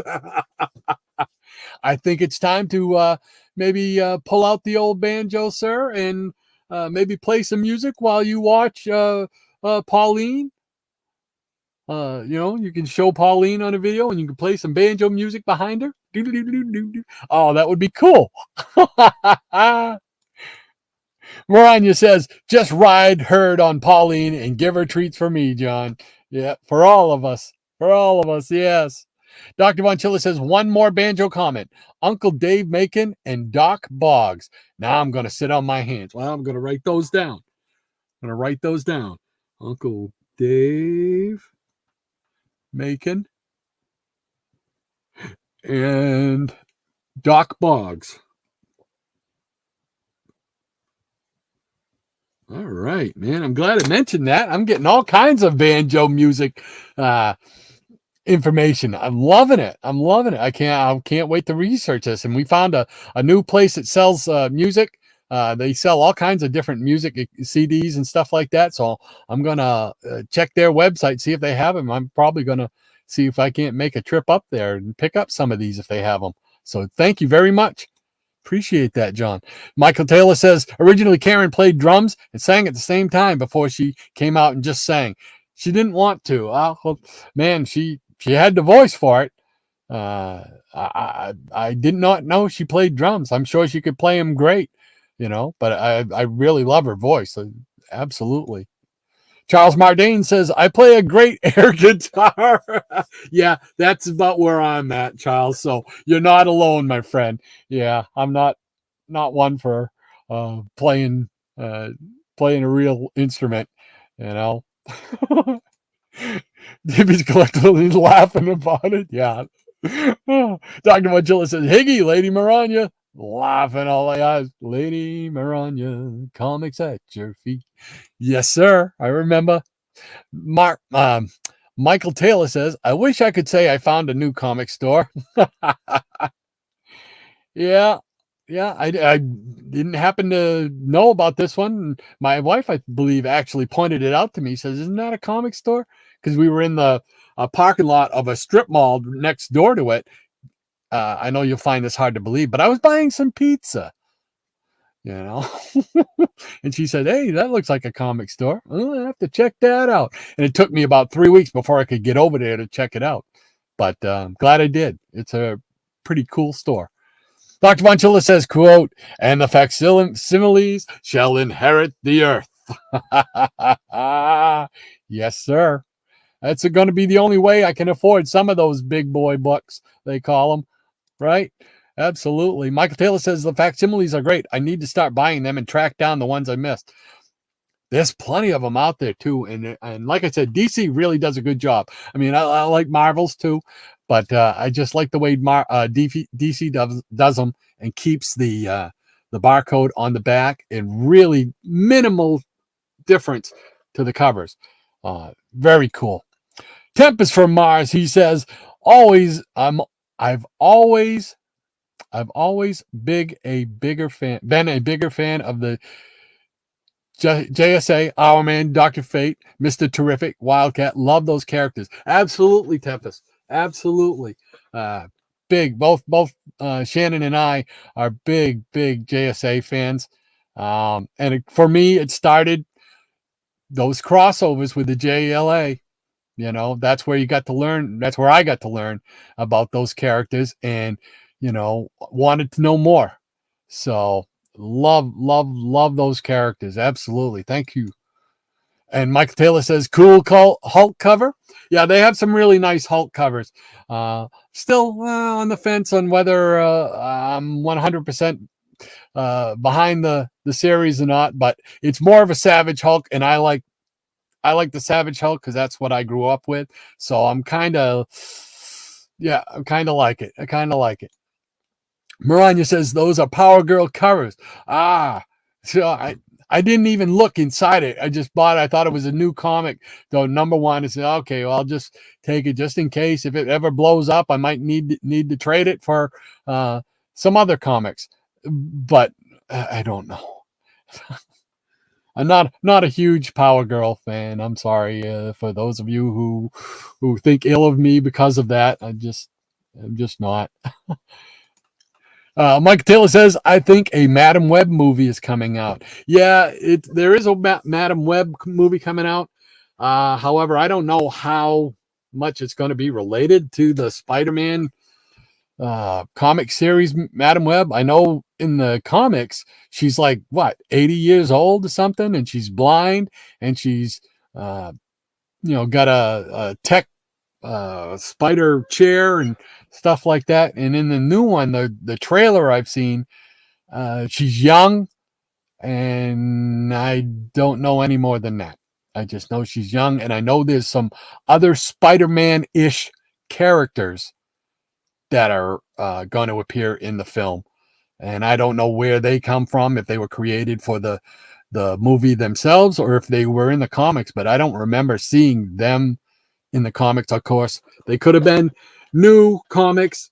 I haven't picked up a Spider-Man comic since, I don't know, whatever, 700. I think I bought a 700, issue 700. I think so.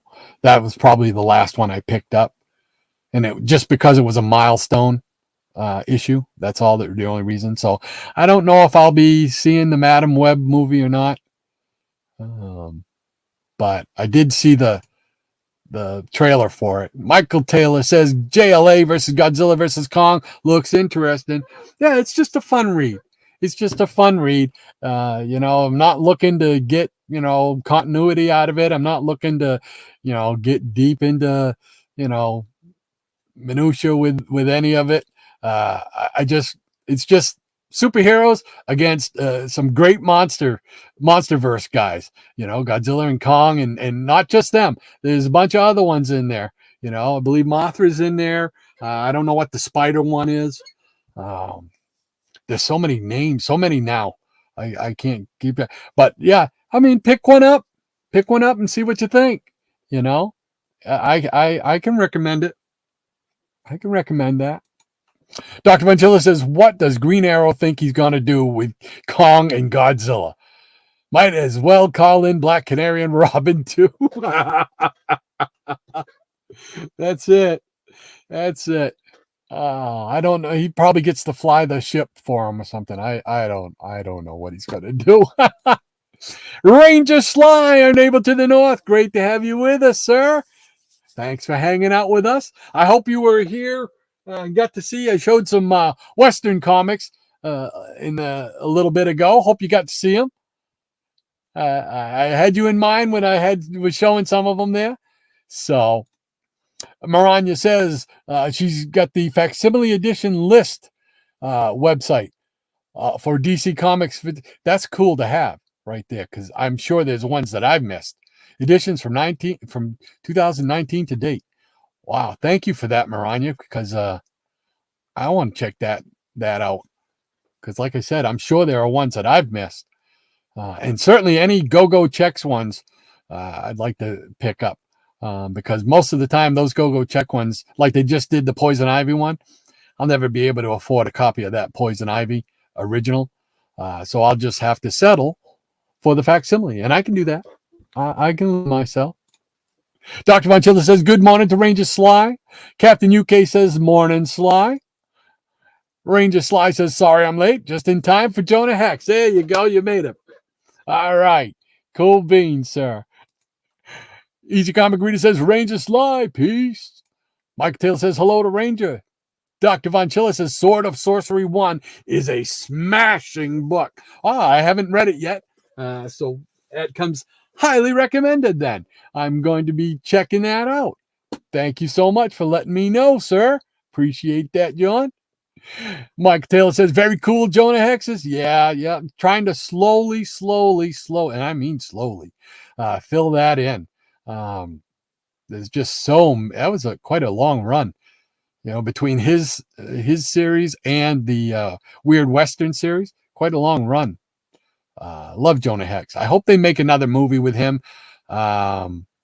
It's just too bad because, man, when I see Jonah Hex, I see Clint Eastwood in like The Outlaw Josie Wales. To me, that is the story of Jonah Hex, pretty much. So he would have been so great to make a Jonah Hex movie. Oh, Tempest from Mars, Secret Society of Villains is a great series. Yes, sir, Bob. I agree. Love all the characters in it, the stories. Higgy Pop says, Sword and Sorcery is a great series with Fafnir the Barbarian and the Grey Mouser. I'm curious to read about the Mouser. He's like, what's he, hunt mice? What is that? What is he, a cat? What is he? What is that about? I want to know. Maranya says, Heidi ho there, Ranger. The Ranger Sly says, Bronze Age goodness. Absolutely. Yeah, bringing the Bronze Age goodness this morning. That's on behalf of my compatriot, Shannon, who couldn't be with us this morning. So I'm showing a little bit of Bronze Age for him. Michael Taylor says, very cool Jonah Hex books. Thank you very much, Michael. Appreciate that as always. Ranger Sly says, howdy, Maranya. How about that? Ranger Sly says, Shannon is off this morning. Yes, Shannon had to take care of some family business. So he let me know last night, texted me last night. He also put up a video last night. So if you haven't had a chance, definitely check out his channel because he posted a video late last night, about 9 o'clock or so. And it explains, he was not going to be able to make the show this morning. So yeah, everybody has had to put up with just me this morning. So I feel bad for you people.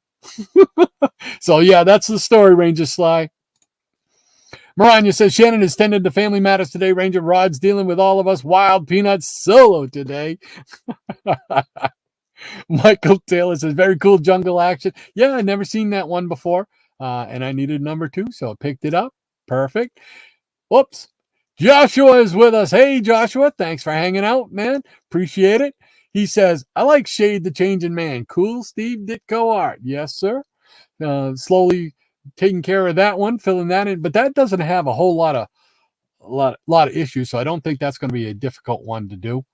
So Rob Brown says, love those 4-star spectaculars.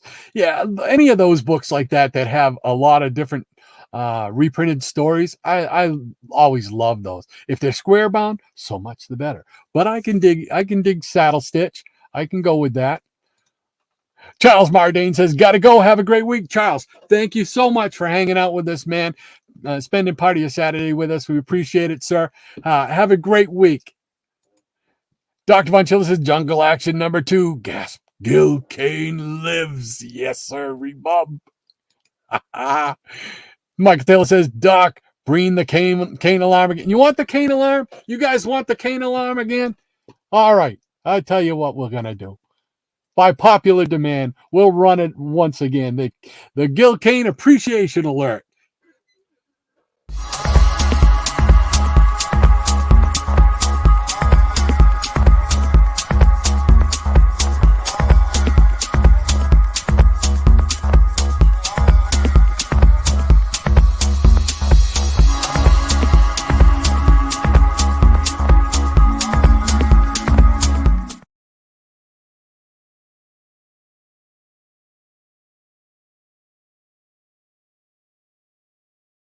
There we go. Once again, a little Gil Kane appreciation for Eli Katz. Thank you so much. And Maranya says, take care, Charles. Stay safe. Jackson Roy Kirk says, Ranger. Mike Taylor says, goodbye, Charles. Mike Taylor says, very cool, Last Phantom. I like that series. I've got a couple of books from that, and I just lost track of it and never picked up the rest of them. And so I want to pick those up. Yeah, they were very good, cool stories. The art was very cool. It's the Phantom. It's the Phantom. Who doesn't love the Phantom? Mike Taylor says, I'm sure Steve will want that Doc Savage book unless he has it. Yeah, he probably already has it, but definitely. I hope he's able to see that and checks it out. And if he doesn't have it, there we go. Another rabbit hole, right? Mike Taylor says, very cool, Justin Incorporated. Yeah, I never saw. I've seen the one from the Bronze Age DC, but I never saw that one there. So that I'm very interested in getting any of those characters, the King characters and those characters there. Absolutely. Dr. Von Chilla, see you later, Charles. Ranger Sly says he's saying, live long and prosper to Jackson Roy Kirk. Tempest from Mars says, Dynamite did Red Sonja and Vampirella crossovers into the Superpowers universe. Both are worth checking out. I did see them. I remember seeing them come out. Gotta admit, not a big Vampirella or Sonja fan. But I wanted to, I might have, I think I actually did have a couple of those. I think I do have a couple of those. I'm picturing it in my head, and I think one of them was just a black and white cover for some reason. So, but yeah, those Project Superpowers, especially those first two that I was talking about, I really enjoyed those. They brought back a lot of Golden Age characters, and had them cross over and stuff like that, which was really cool. I'm always a fan of, number one, I'm a fan of books that have a lot of heroes in them, teams or otherwise. So it was really neat to see these characters that, I didn't grow up reading those. They're long before my time, but I got to know them through there. Another one was America's Best Comics. Tom Strong. They did that with some of the, I think it's Nador characters, some of the same characters that were in Project Superpowers. So that's another series to check out. Great stuff. Thank you for that, Tempest. I appreciate that. Mike Taylor says, very cool, Hornet. I see Bruce Lee Kato on the cover. Yeah, he was down there at the bottom. Hiya, love Green Hornet and Kato. Rob Brown says, love that TV stars. Yeah, that's pretty cool. It's just one of those weird things. I didn't know about that when it came out. I just picked it up. I would say probably within the last 2 years sometime I was able to chase down a copy. So it's pretty cool. Ranger Sly says, Mighty Samson might have been one of the Gold Key characters. Yeah, I believe he was one of the first Gold Key Alliance book I showed. He was one of the prominent characters on the cover. So yes, you are correct, sir. Absolutely. Mike Taylor says, cool Hanna-Barbera TV stars. Yeah, Hanna-Barbera, man, I love them. I love all their characters. I mean, I know I'm mostly known as a superhero guy, but man, I used to love all their, Wally Gator. He's a swinging navigator in the swamp. See you later, Wally Gator. Touche Turtle and Dum Dum, Lippy the Lion and Hardy Har Har. All those cartoons. I used to love watching those things. They were great, man. Ranger Sly says, I love the short period when Marvel was doing the Hanna-Barbera cartoon characters. Mark Evanier or Evanier, I don't know which way they say it, wrote most of them and was pretty much the de facto editor of the line. Oh, pretty cool. Yeah, I enjoy them, anything to do with those characters. I really kind of gravitate to. I really enjoy reading about them. Mike Taylor says, yeah, that would be a very dangerous football. Yeah, to hand off. Exactly. Rob Brown, I've got a couple of those Lone Ranger comics. Need more. Yeah. Yep. They're out there. Just another rabbit hole. Tempest from Mars says, I have a couple of Laugh Olympics and Dynamite comics. I wasn't aware that the TV stars won those. Nice. There you go. Yeah. That's another thing I love about doing this show. You guys always educate me on stuff that I don't know about, whether it be a comic series. Hey, this has got those characters that you like and stuff like that.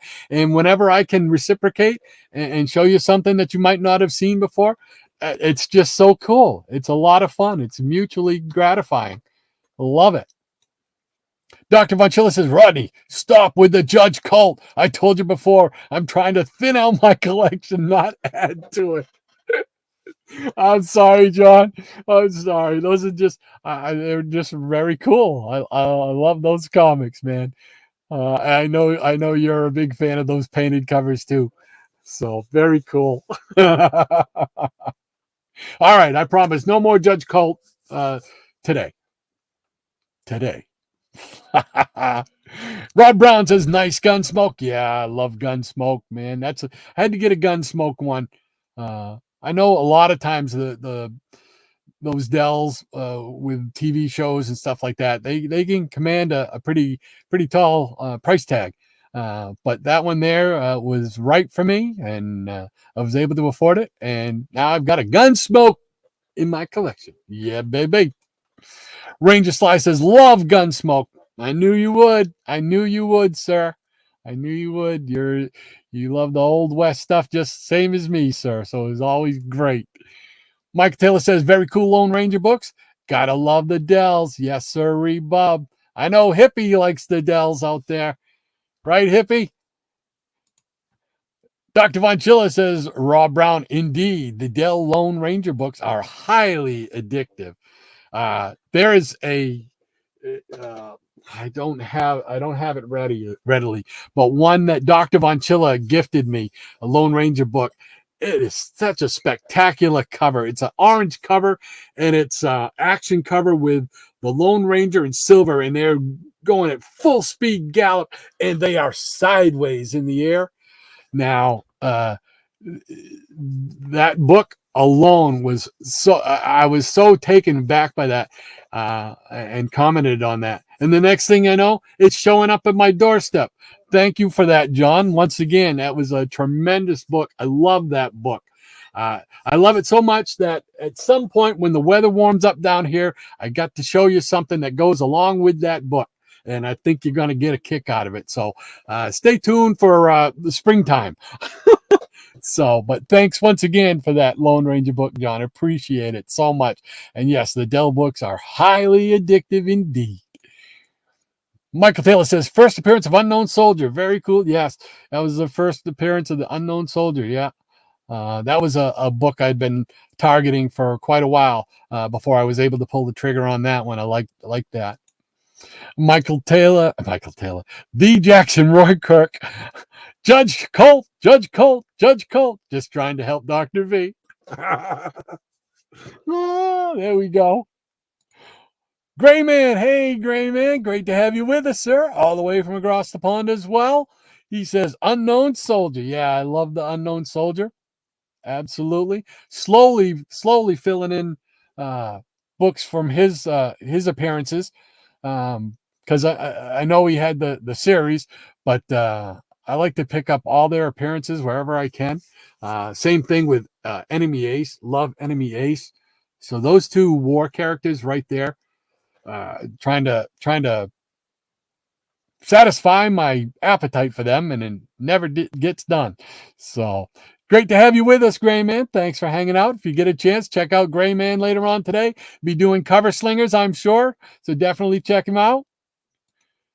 Dr. Von Chilla says, laughing out loud. Thanks, Jackson. He says, Tempest from Mars. The Losers film they did was pretty good. Yes, that one, although it wasn't the war guys, I did like that Losers movie. I really did. I had Evans in it there, the guy that played Captain America, and played the Torch as well. Yeah, I like that movie. That was a very good movie. Absolutely. I forgot all about that. Thanks for bringing that up. Based on the later comic book series, though. Yeah. Absolutely was a great movie. In fact, I believe I have it on DVD. I liked it so much. If I really like it, I'll go and buy the DVD. And I believe I have the DVD for that one. So that is very, very cool indeed. If you haven't had a chance to see that, I highly recommend it. It is a really cool movie. Very cool. Maranya says Industrial Revolution is a great series. I've got a few of those when I subscribe to him. You have to subscribe to somebody for them? You have to subscribe to the Marvel premiere? Is it like a club and then you get those? You got me curious now. You got me curious. Do you have this one? I'm curious to know what it's about. He says, I need to get the full run as the subscription forgot to send issues. Wow. Very cool. Very cool. Let me know. Dr. Von Chilla says, uh-oh, here come the Iron Man books. Calm down, Maranya. Pull yourself together. Measure your breathing. Michael Taylor says, cool Iron Man hardback. Yeah, that looks like the second version of his mask. Yeah, it did to me. Especially that back cover one. It sure looks like that to me. Pretty cool. Maranya says, Masterworks 7 is great. I have Masterworks 1 and Epic 3. The latter, thanks to Jackson. Very cool. Awesome. Masterworks 7. So it's great. So you only have Masterworks 1? Is that this is okay. This is 7. Yeah, this is the 7. Yeah. So cool beans.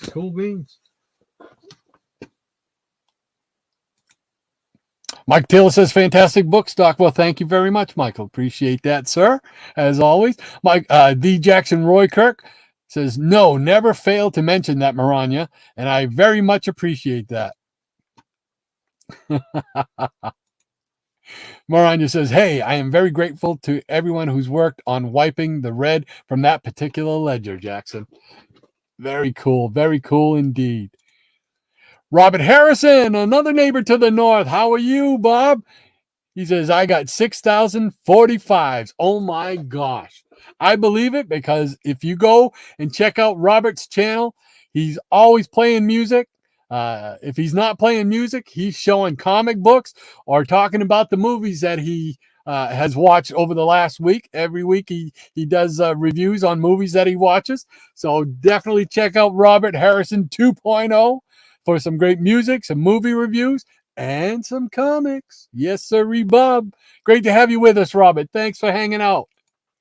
Dr. Von Chilla says, so I pulled out a Hostess Twinkie and I popped it. So I pulled out a Hostess Twinkie and popped it in my mouth. Yeah, junk food junkie. You know it, doctor. You know it. That's right. Oh, I love that song. It's just such a funny song, man. And it's so true. Ranger Sly says, howdy, Robert. Mike Taylor says, had up your nose. Yeah. Gil Kane as well. Did Gil Kane sing that? No, Gil Kane didn't sing it. It was, what's his name? Gabe Kaplan, right? Yeah, Gabe Kaplan. Yeah, maybe Gil Kane could sing it. I don't know. We'd have to put up another appreciation alert. Maranya says, John, I remember hearing Junk Food Junkie on the Dr. Demento radio show Sunday nights in my teens. Yes, ma'am. Used to listen to him religiously. Oh, yeah. I loved Harvey and Sheila Harvey and Sheila Harvey and Sheila. Oh, the day they met. Love that one. What was the other one I really liked a lot? What was his name? Oh, doggone it. It's going to drive me crazy. Something. The 142nd fastest gun in the West. Irving. The fastest gun in the West. Irving. Oh, I can't remember that song now. And that drives me crazy because it's such a favorite of mine. Man, my memory is going, man. 141 could draw faster than he, but old Irving was looking for 143. Oh, loved it. Loved Dr. Demento. I got a few of his CDs with some of that music on it. You know, Cockroach That Ate Cincinnati. Stuff like that. Great stuff. I miss that show. That used to be appointment radio listening right there. Sunday nights before I go to bed, go to sleep, I'd be listening to him. He came on my area around 10 o'clock, you know, and listen to him. Great stuff. Thank you for that memory, Maranya. That's cool. Dr. Monchilla says, Mike Taylor laughing out loud. Robert Harrison, hey, howdy Sly, he says. Maranya says, Robert, do you have something to play those 45s on? Oh, yes, he does. Yes, he does. Yes, a turntable. Dr. Monchilla says, Robert Harrison, how you doing, bud? And Robert says, I'm fine, thanks for asking, sir.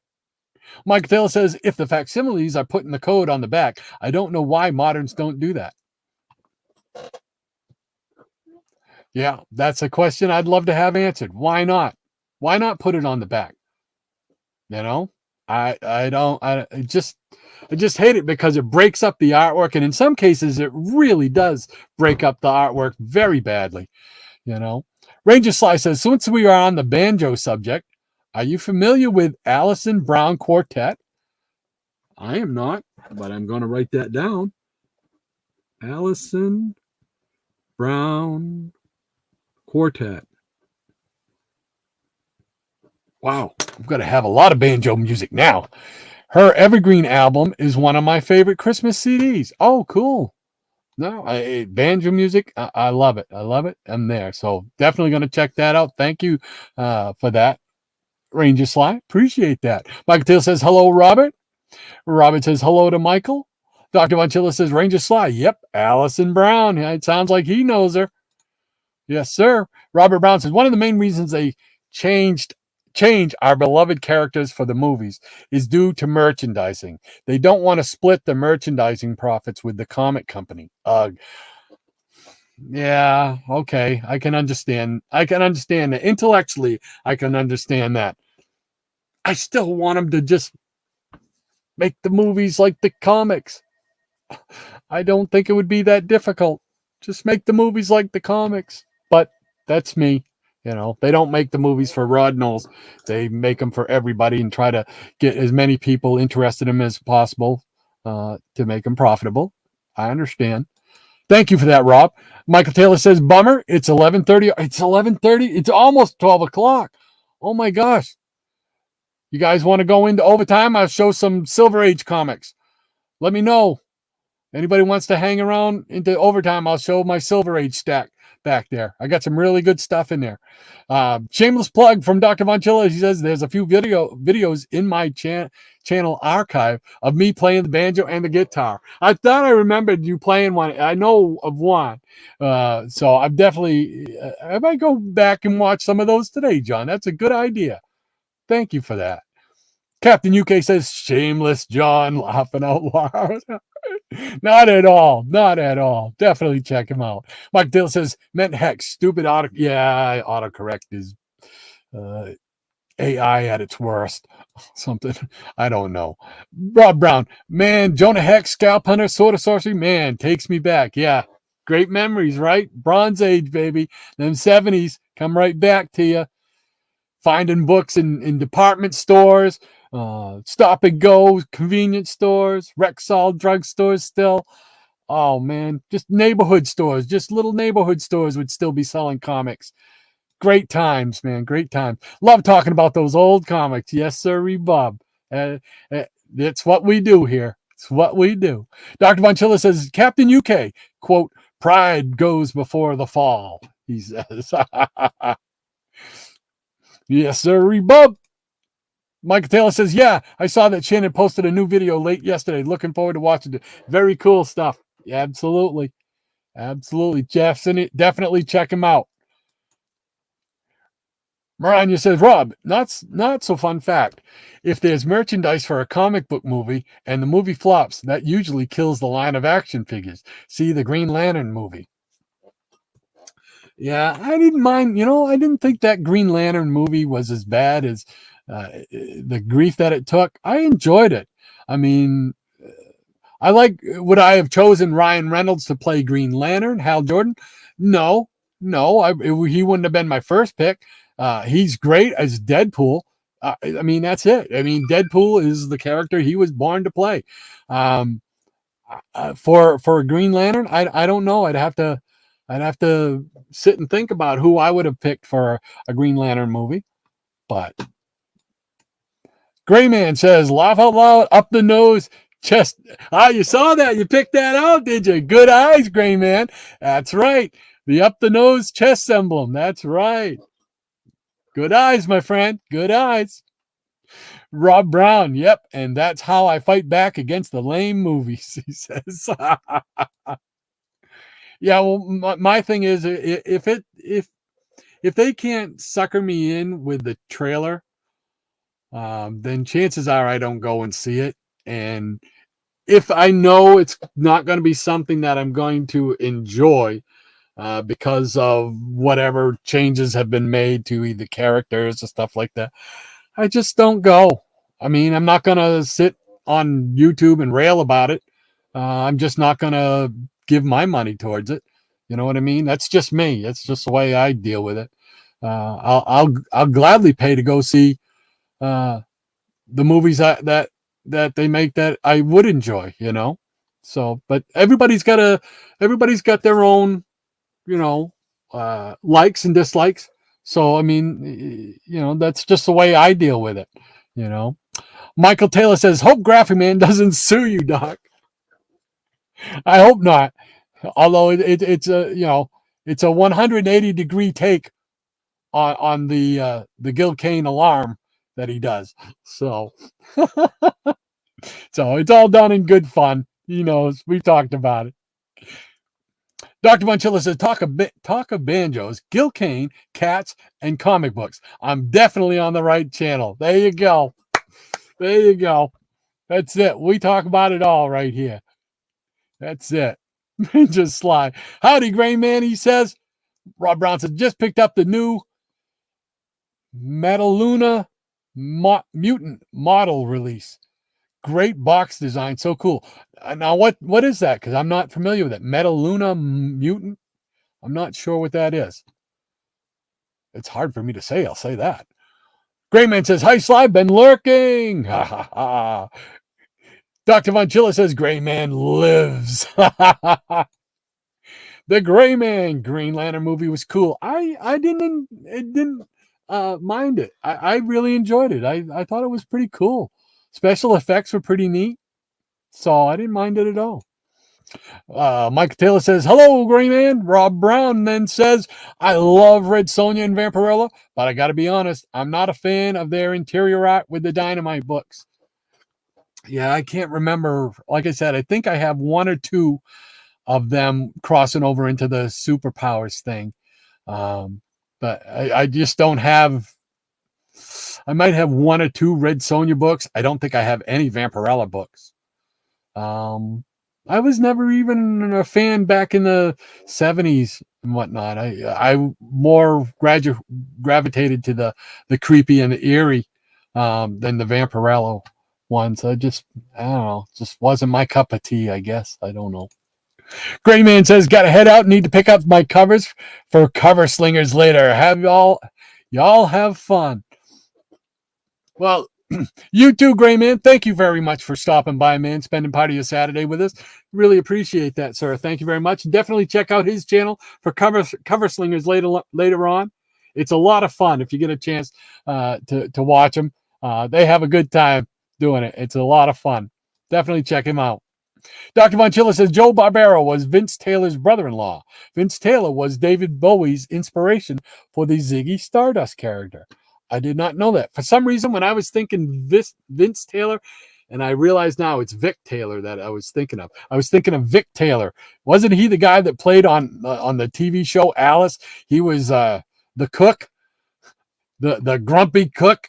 That's what when I first saw Vince Taylor, that's what my brain went to, was that. But I believe he was Vic Taylor, I think. So, but I did not. I knew of this Ziggy Stardust character. I was never a huge David Bowie fan of of his music in the 70s. I just, not that I didn't like it, it's that it just wasn't on my radar. I was listening in the 70s. I was listening to Ronnie Millsap, Oak Ridge Boys, Statler Brothers. I'm trying to think of popular music that I was listening to. Top 40 stuff. I can't think of it. Well, Kiss. I was listening to Kiss up until the Platinum album. Then once they did the Platinum album, they lost me because I didn't understand a thing they were saying. I couldn't understand the lyrics on it. But you know, up till that point, I was a huge Kiss fan. I thought they were like they looked like rock star superheroes type of thing, you know, with the makeup and the outfits and everything. Pretty cool. So Mike Taylor says the Ranger with the red shirts are cool. Yeah. Dr. Monchilla says, ooh, I'm intrigued. Something related to that Lone Ranger book I gifted you. Yes. Yes. I think you're going to get a kick out of it too, but I just can't do it till it warms up. So that probably gives you a hint. Because it is cold down here. My hands are frozen right now. But that's okay. Dr. Bunches says, later, Gray Man. Comic book curator 68. Hey, Jeff. He says, hello, everyone. I'll be watching on the rewind. Have a great weekend. Well, thank you very much for stopping in. Appreciate that. Easy Comic Reader says, take care, Jeff. Fist bump there. Maranya. Oh, Jackson says CBC. Maranya says the subscription was to Iron Man, and that was part of the run. Okay. You're talking the individual comics like a subscription. Okay. So this was like a, unless I'm misinterpreting it. So this was like a compilation of the individual issues, maybe? Am I understanding that correctly? Probably not. Mike Taylor says, I like the torch surfer chase scene in The Rise of the Silver Surfer. Best part of the movie. That's another one. People didn't say they didn't. A lot of people didn't like that movie. I liked that. I really did. I thought the portrayal of the Silver Surfer was very well done. I really did enjoy that. I'm curious to see how they're going to do the thing when the new Fantastic Four movie comes out.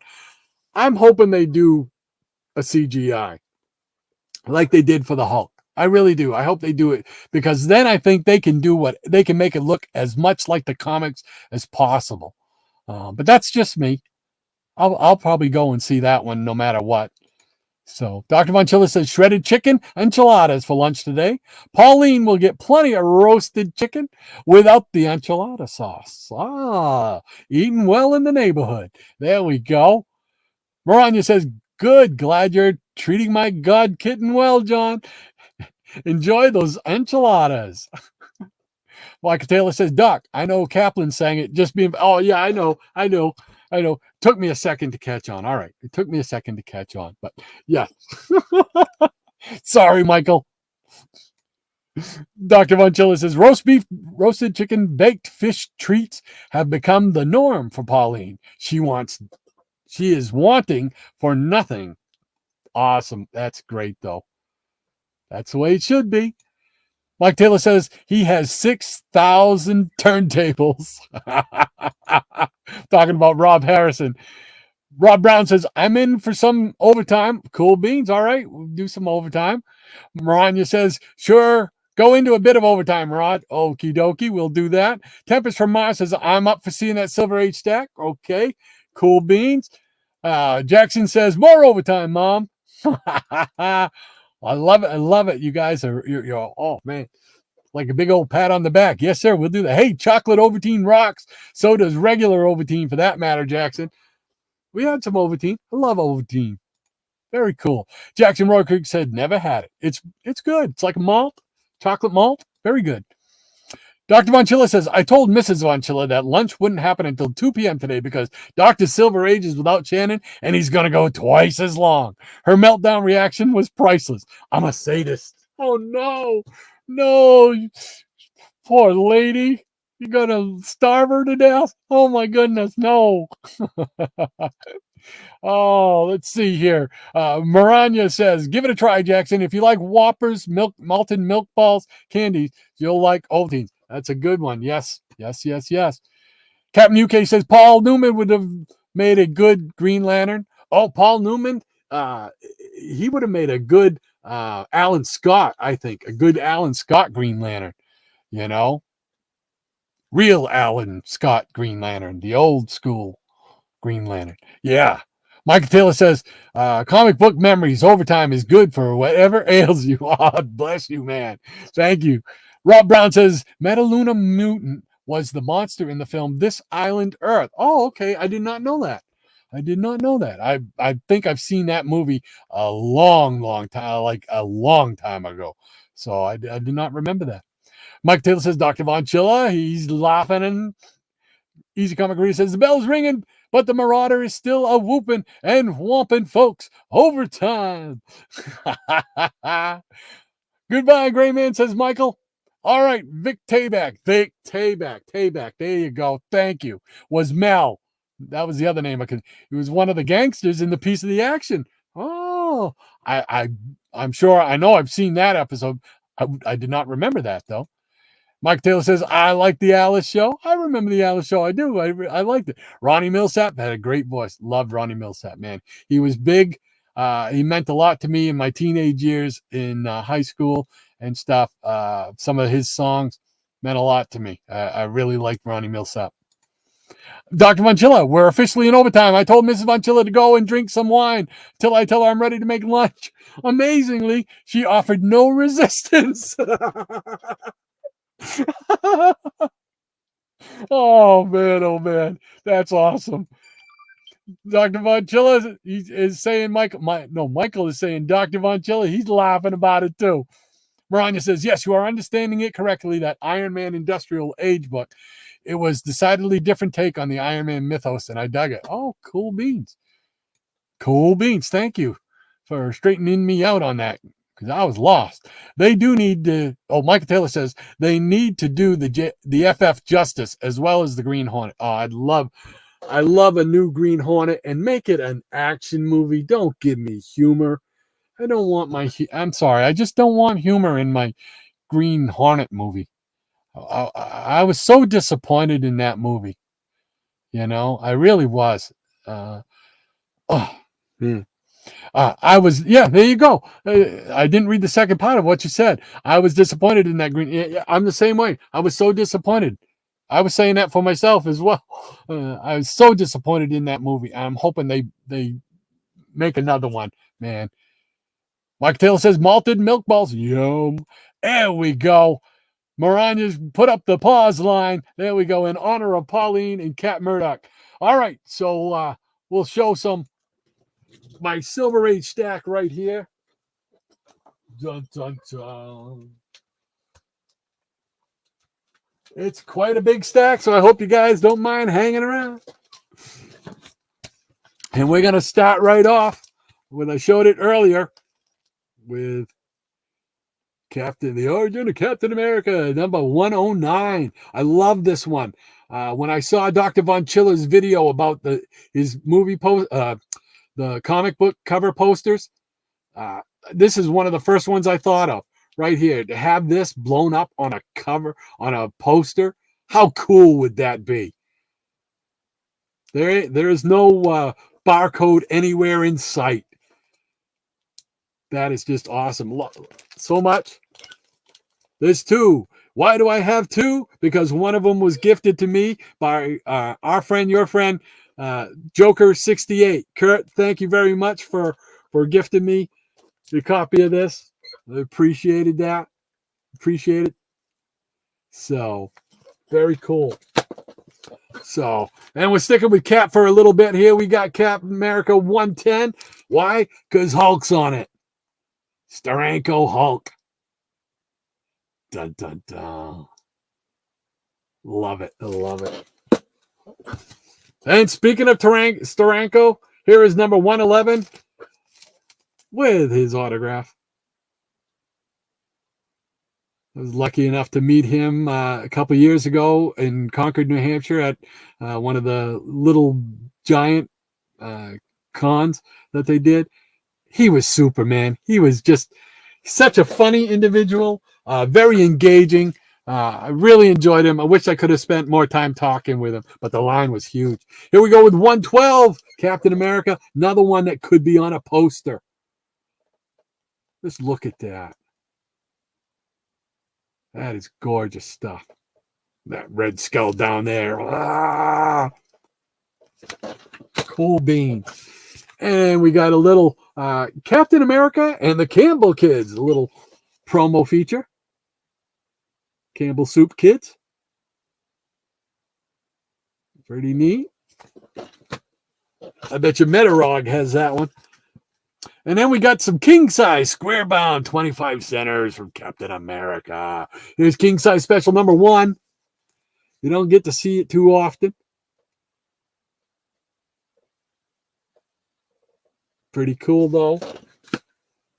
Here's another one. This is Captain America special number 2, The Final Sleep. This it always holds a special place in my collection, in my heart, in my memories, because I remember one of the cartoons that I could get in with the rabbit ears, the Marvel superhero ones, was an episode of Captain America, and they did the sleeper episode where they pictured they had the sleepers in it, and this one with the skull sleeper plane, you'll see it. Here we go.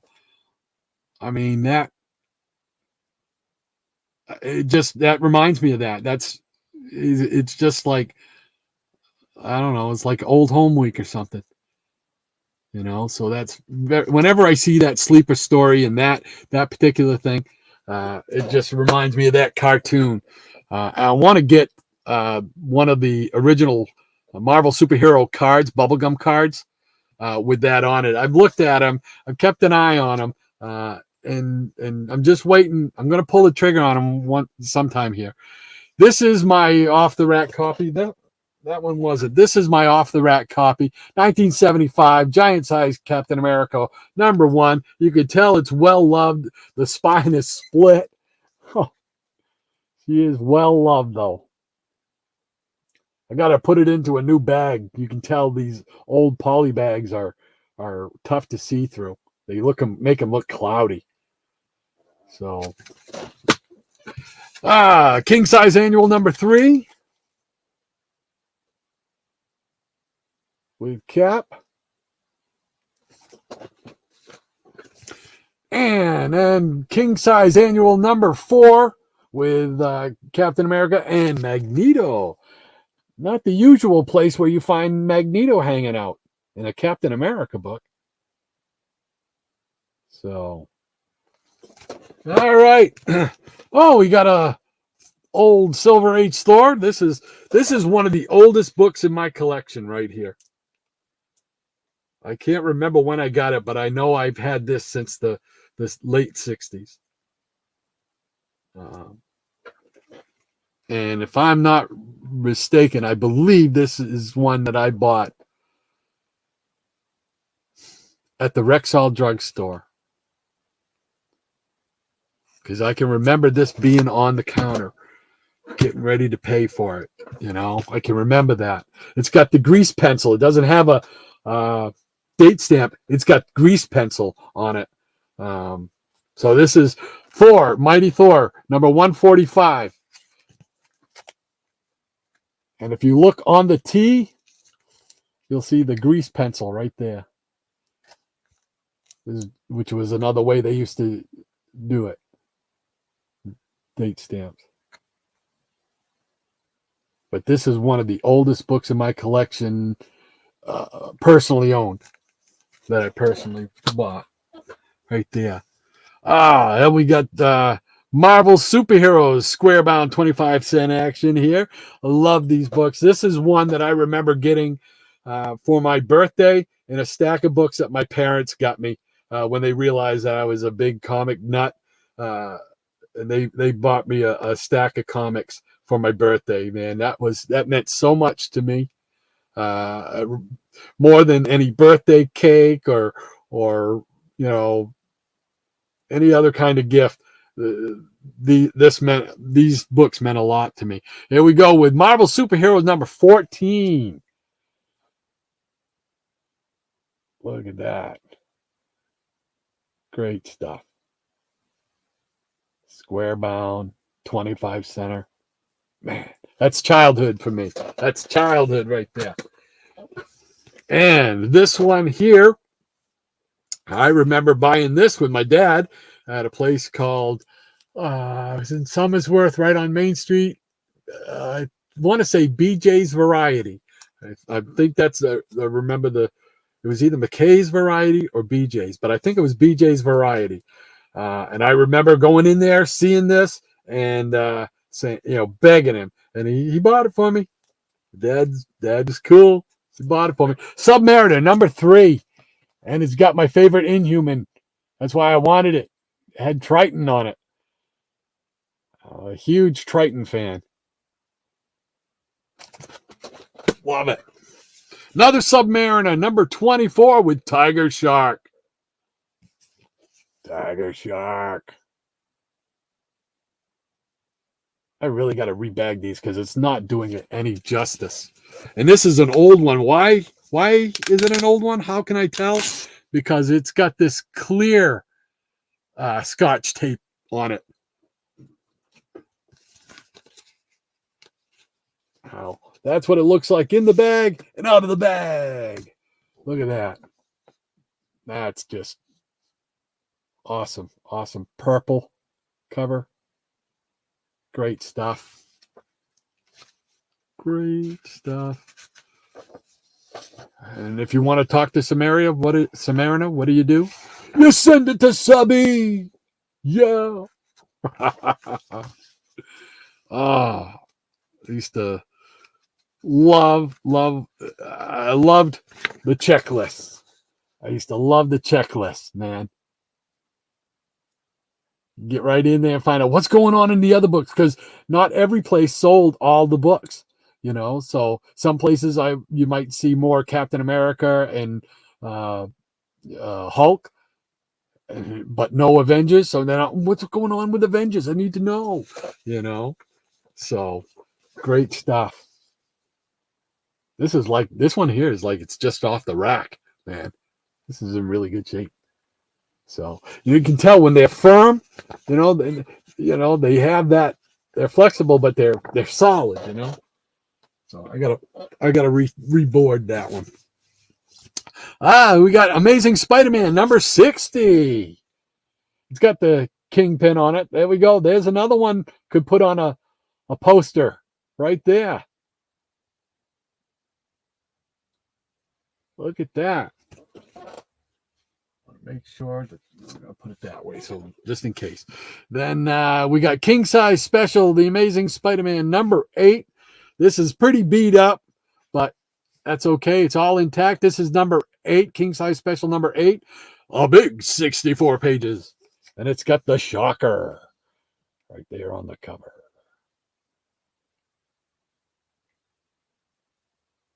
Cool stuff. And a little X-Men.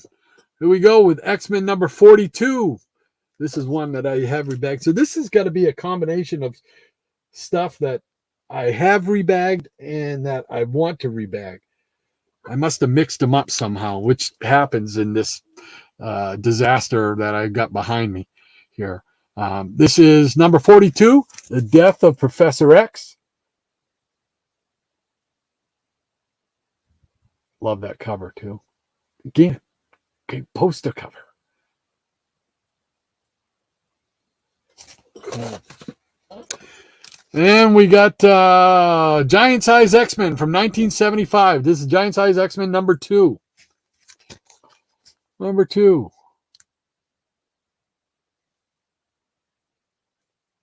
Very cool. I wonder who that artist is. I'm just saying. But yeah, there we go. Giant size number 2. I know. Everybody wants to, it's giant size number 2, Rod, and not giant size number 1, Who does have giant size number 1? Oh, what's this? Oh, there it is. It's my off the rack copy of Giant Size X-Men #1 from 1975. And you could tell it's well loved. It's got a little bit of a split down here. But yeah, I bought this at the old snack bar, man. The old snack bar. I remember seeing, oh man, they're bringing back the X-Men. Who are all these different characters? I wanted to read them. I wanted to learn about them, know about them. I was a big X-Men fan as a kid. So there you go. There's a big book for people. Here we go with Giant Size Thor from 1975, when Marvel did a lot of these giant size books. Here's #1, Giant Size Thor.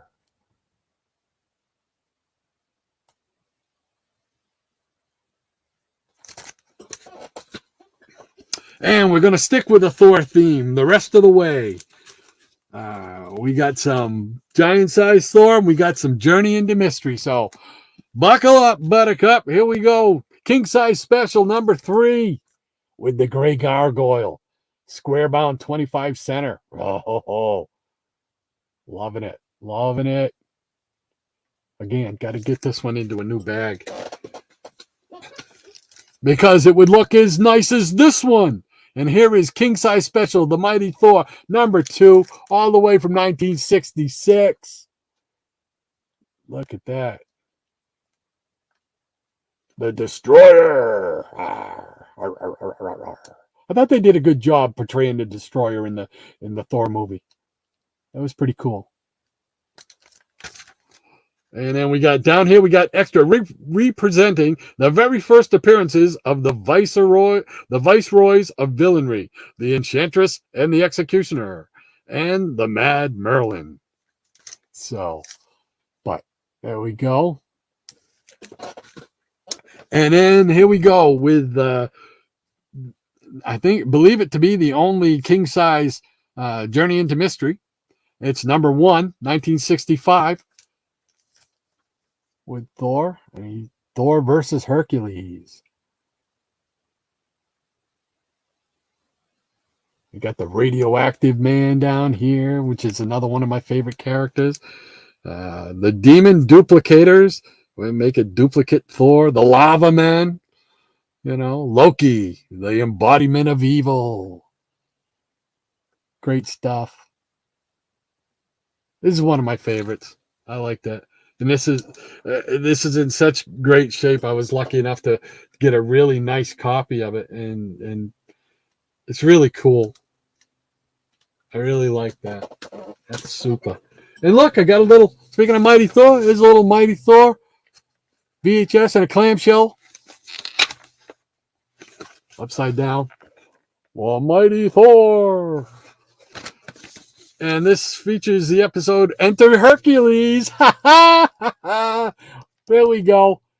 I don't know if you can see that. It says Enter Hercules. That's the episode. That's cool. So, and then it's also got a Spider-Man bonus feature, Spider-Man cartoon. Neptune's Nose Cone, a.k.a. the Gil Kane story. So, but there we go from Marvel Comics. Oh, I just happened to have that sitting there. All right, here we go. We're going to go backwards in time. Here we go with #92, Journey into Mystery, #92.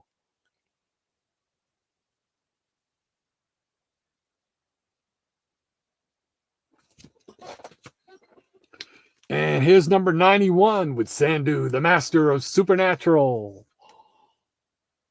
You're going to bury Thor underneath that pyramid. What up with that?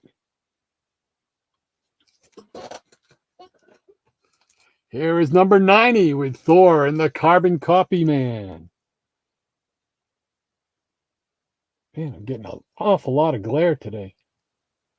I got to rework my lighting system here. Love this one. Here's another, poster cover right here. #89. Look at that. That would make an awesome poster. Great, great stuff.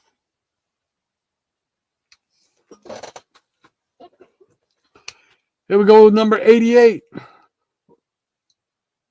Journey into Mystery 88 with Loki and Odin on the cover there.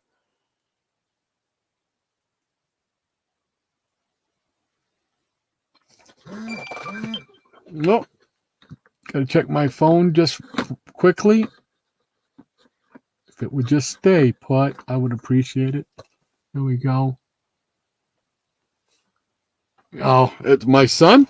He's talking some wrestling to me. I'll catch up with him after in a few minutes. Here we go with Journey into Mystery number 86. 87 is the last Journey into Mystery that I need of the Thor run. It is 87. And I keep my eye open for that.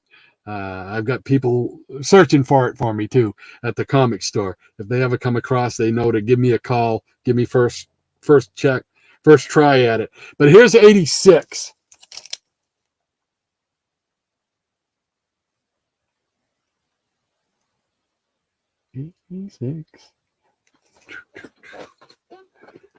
Here we go with number 85. Thor and Loki once again.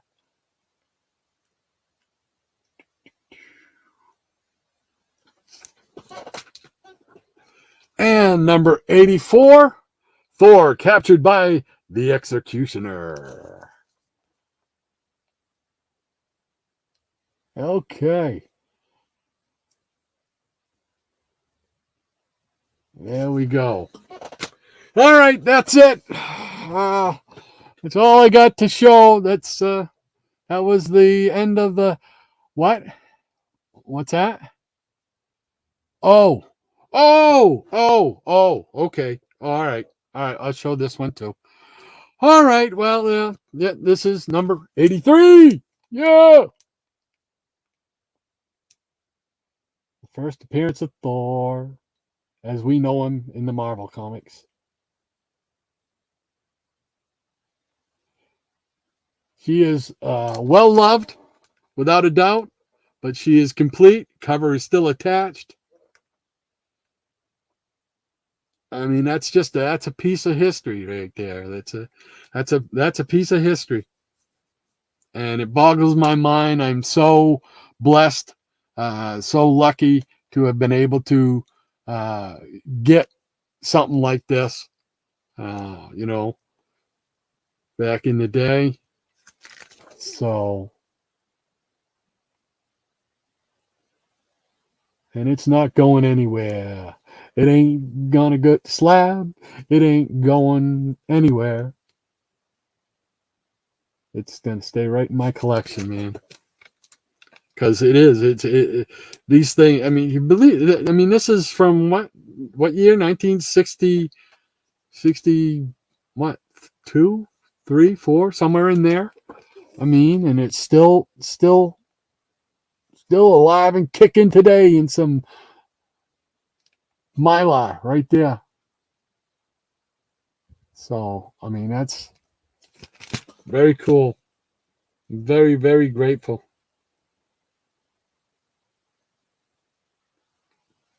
Pretty cool. Pretty cool. All right, there we go. Well, thank you all for hanging out for the comic book overtime. I'm going to jump back in here. We'll find Maranya and the pause line, and we'll go through the comics. There we go, right there. Thank you very much, Maranya, for that. Appreciate it. Michael Taylor says, I think a piece of the action was the name of the 66 Batman versus Green Hornet episode. It might be. You know what? It might be. That might be. I just remember I was blown away as a kid when I saw them in the episode together. It was just like, oh, that is just cool. Too cool for school. Dr. Von Chilla says, bring on the Silver Age.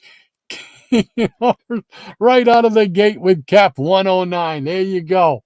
Absolutely. Absolutely. Michael Taylor says, these shows always go fast, but I think this one went the fastest. It's gone fast for me.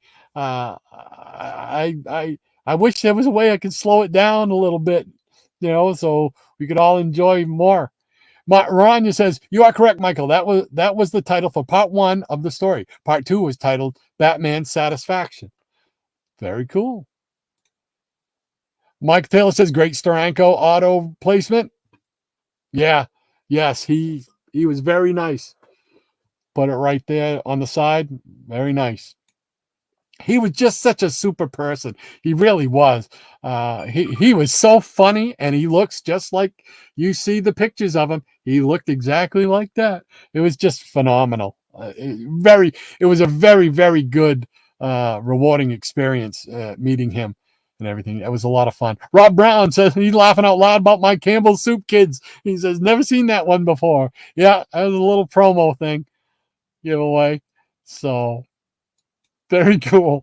Maranya says we read Captain America 110 on the Geeky Puppet Show recently. Oh, there you go. And she's provided the link so you can check it out too. Cool beans. All right. Tempest from Mars. Cap takes on Soup. Soup wins. No soup for you. Imagine that. Cap fighting the soup Nazis. Ba-dum-bum. Michael Taylor says, correct, Maranya. Dr. Von Chilla says, see, this is what I get, eh? I casually asked for overtime, but got a deadly serious response from Rodney. Goodness gracious, he says, deadly serious. Oh, anybody knows me, man. He knows I'm not serious at all. Oh, thank you, John. Robert says, thanks for the shout out. I have 2 turntables. Also, lots of CDs, big little books, cereal boxes. Oh, cool. I know you got a lot of albums and stuff. It's just great. If you get a chance, definitely check out his channel and his content because it is a lot of fun. He's got a lot of cool stuff up there. Keeping it cold up there. All right. Michael Taylor says, fantastic caps, every one of them. Yeah, they're cool, man. I love those early caps. Love them, love them, love them. Michael Taylor also says, Doc, you said your memory is going? I don't think so. Yeah, well, I wish I could have the optimism you have, but unfortunately, I live with it day to day.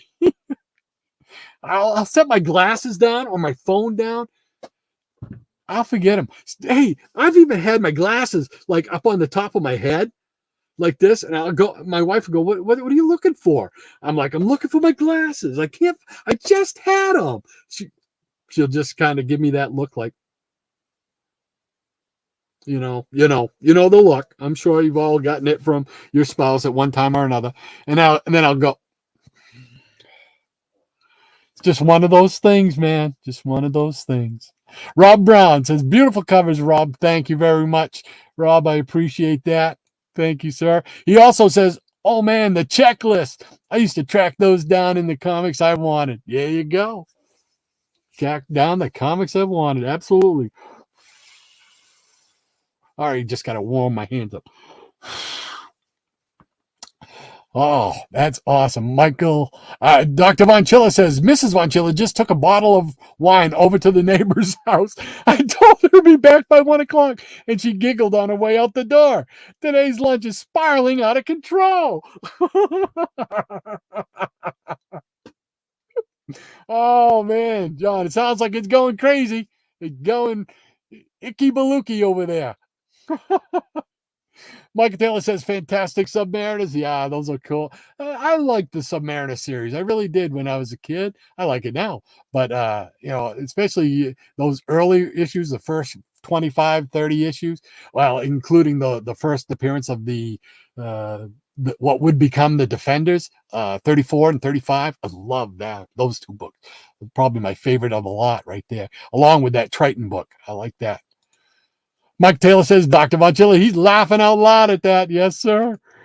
Mike Taylor also says, fantastic Spider-Man and Kingpin. Yeah, that's a cool cover.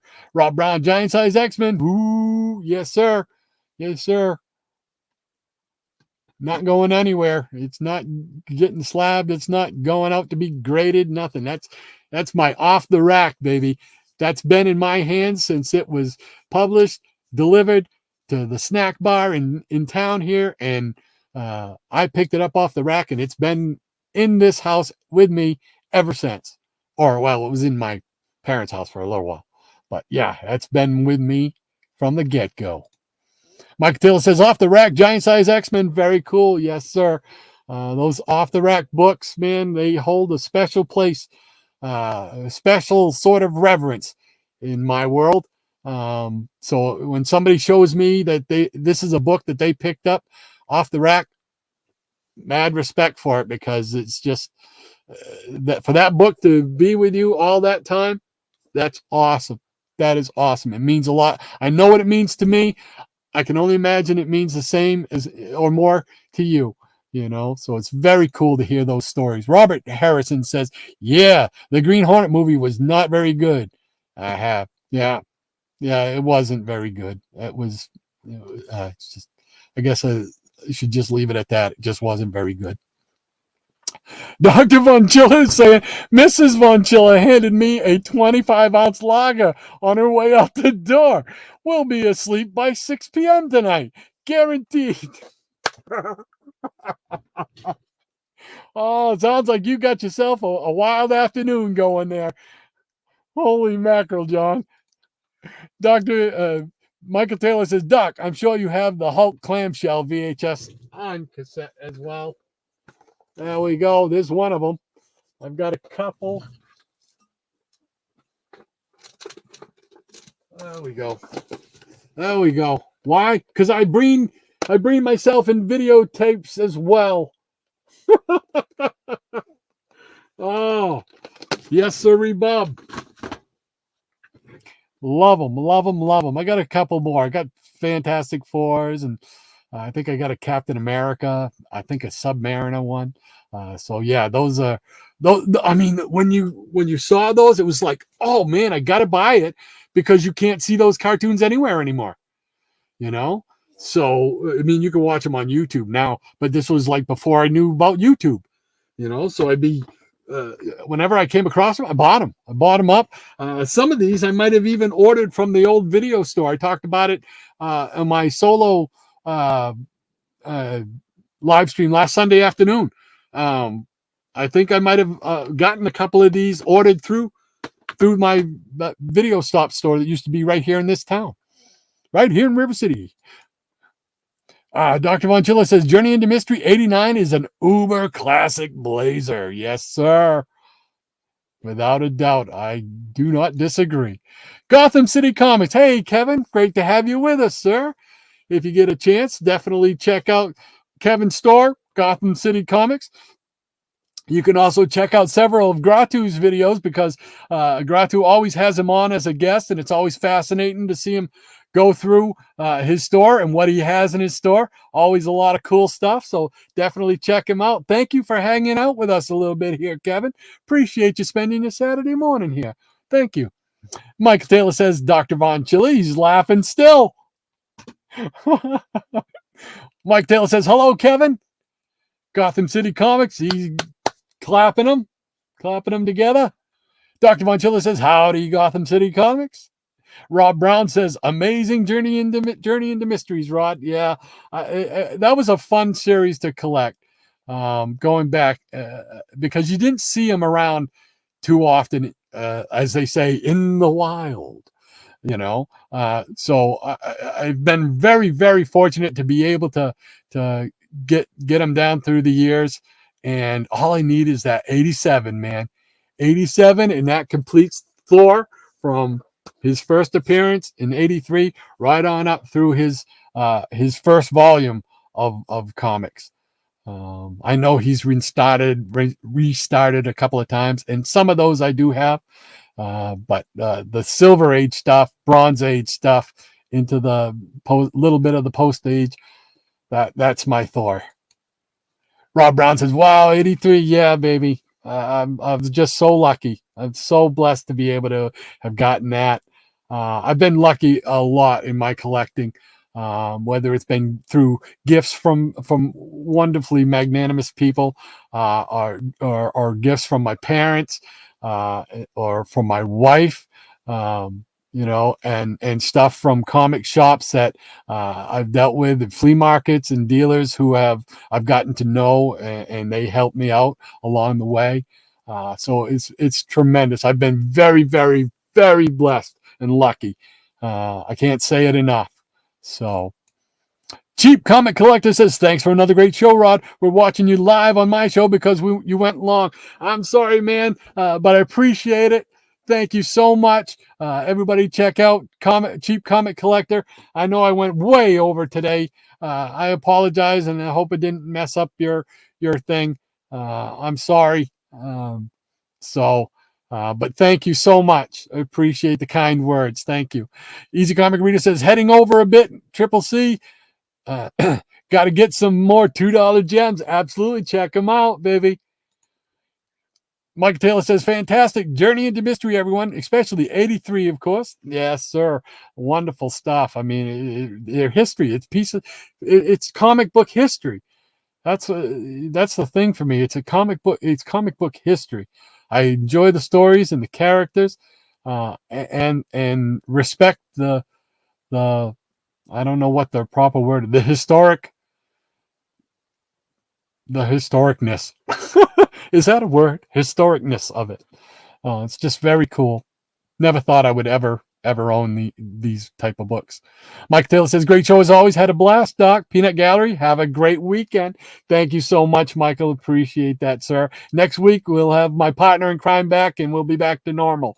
So, Dr. Von Chilla says, yeah, all good things must come to an end. Got to put the enchiladas in the oven and await Mrs. Von Chilla's return. I've got another 25-ounce lager in the fridge, so I hope she takes her time. There we go. The Jackson Roarkirk says, now I'm hungry, Dr. V. Me too. I'm hungry too. Michael Taylor says, goodbye, Dr. Von Chilla. Have a great day, sir. Dr. Von Chilla says, great show, Rodney and chat. Hope to see you all next week. Please love yourselves. Thank you very much, John. Appreciate you spending your Saturday again with us, you and Pauline. Take care. Have a great week. We'll talk to you next weekend, my friend. Maranya says, take care, Rod, Shannon, Peanut Gallery, and the nuts of the day out there. Stay safe, and see y'all next week. Thank you so much, Maranya. Appreciate your help and everything. So talk to you soon. And Tempest from Mars says, have a good one, everybody. Maranya says, as long as Pauline doesn't follow the missus out the door with the wine, you're golden, John. Why are comic book boxes so much money? The short ones and the long ones. I don't know. The short ones I know now cost what the big ones used to cost, $10. Now the little ones cost $10. It's like, what happened? They should be $5, right? That's the way I would think. But Michael Taylor says, one of the posters Dr. Von Chilla showed was the Spider-Man Kingpin, where Kingpin was trying to inject Spider-Man. Yeah. It was a great cover. That one and the Silver Surfer one, man. I love that Silver Surfer one, man. Number 69. Yes, sir. There you go. It's been a great show, Rod. Thank you. Thank you, Rob, for hanging out. Appreciate it, man. Really do. You guys all could be spending your Saturdays elsewhere, but you decide to hang out with me, and I greatly appreciate it a lot, more than you know. And I know Shannon feels the same way, and I know all of you know Shannon feels the same way. So thank you very much. The Jackson Roarkirk says, have a great weekend, everyone. You too as well, Jackson. Well, I'm sure we'll run into you again somewhere throughout the week. Take care. Michael Taylor says, yes, we didn't forget Shannon. That's right. My brother in arms, man. My brother from another mother. Absolutely. And there's Jackson. He's putting the end line on it right there. End line. So, Shannon, hiccup. Oh, no. All right, everybody. Thank you all once again for hanging out with this old geezer. Appreciate it.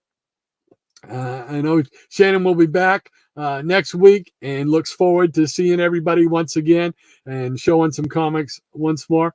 Everybody have a fantastic week. Be good to each other. Take care, and we'll see you. Same bat time, same bat channel right here on Comic Book Memories. Everybody take care. And we're going to switch right over to... I wanted to do a community channel of the week this week. Trent Pool. There we go.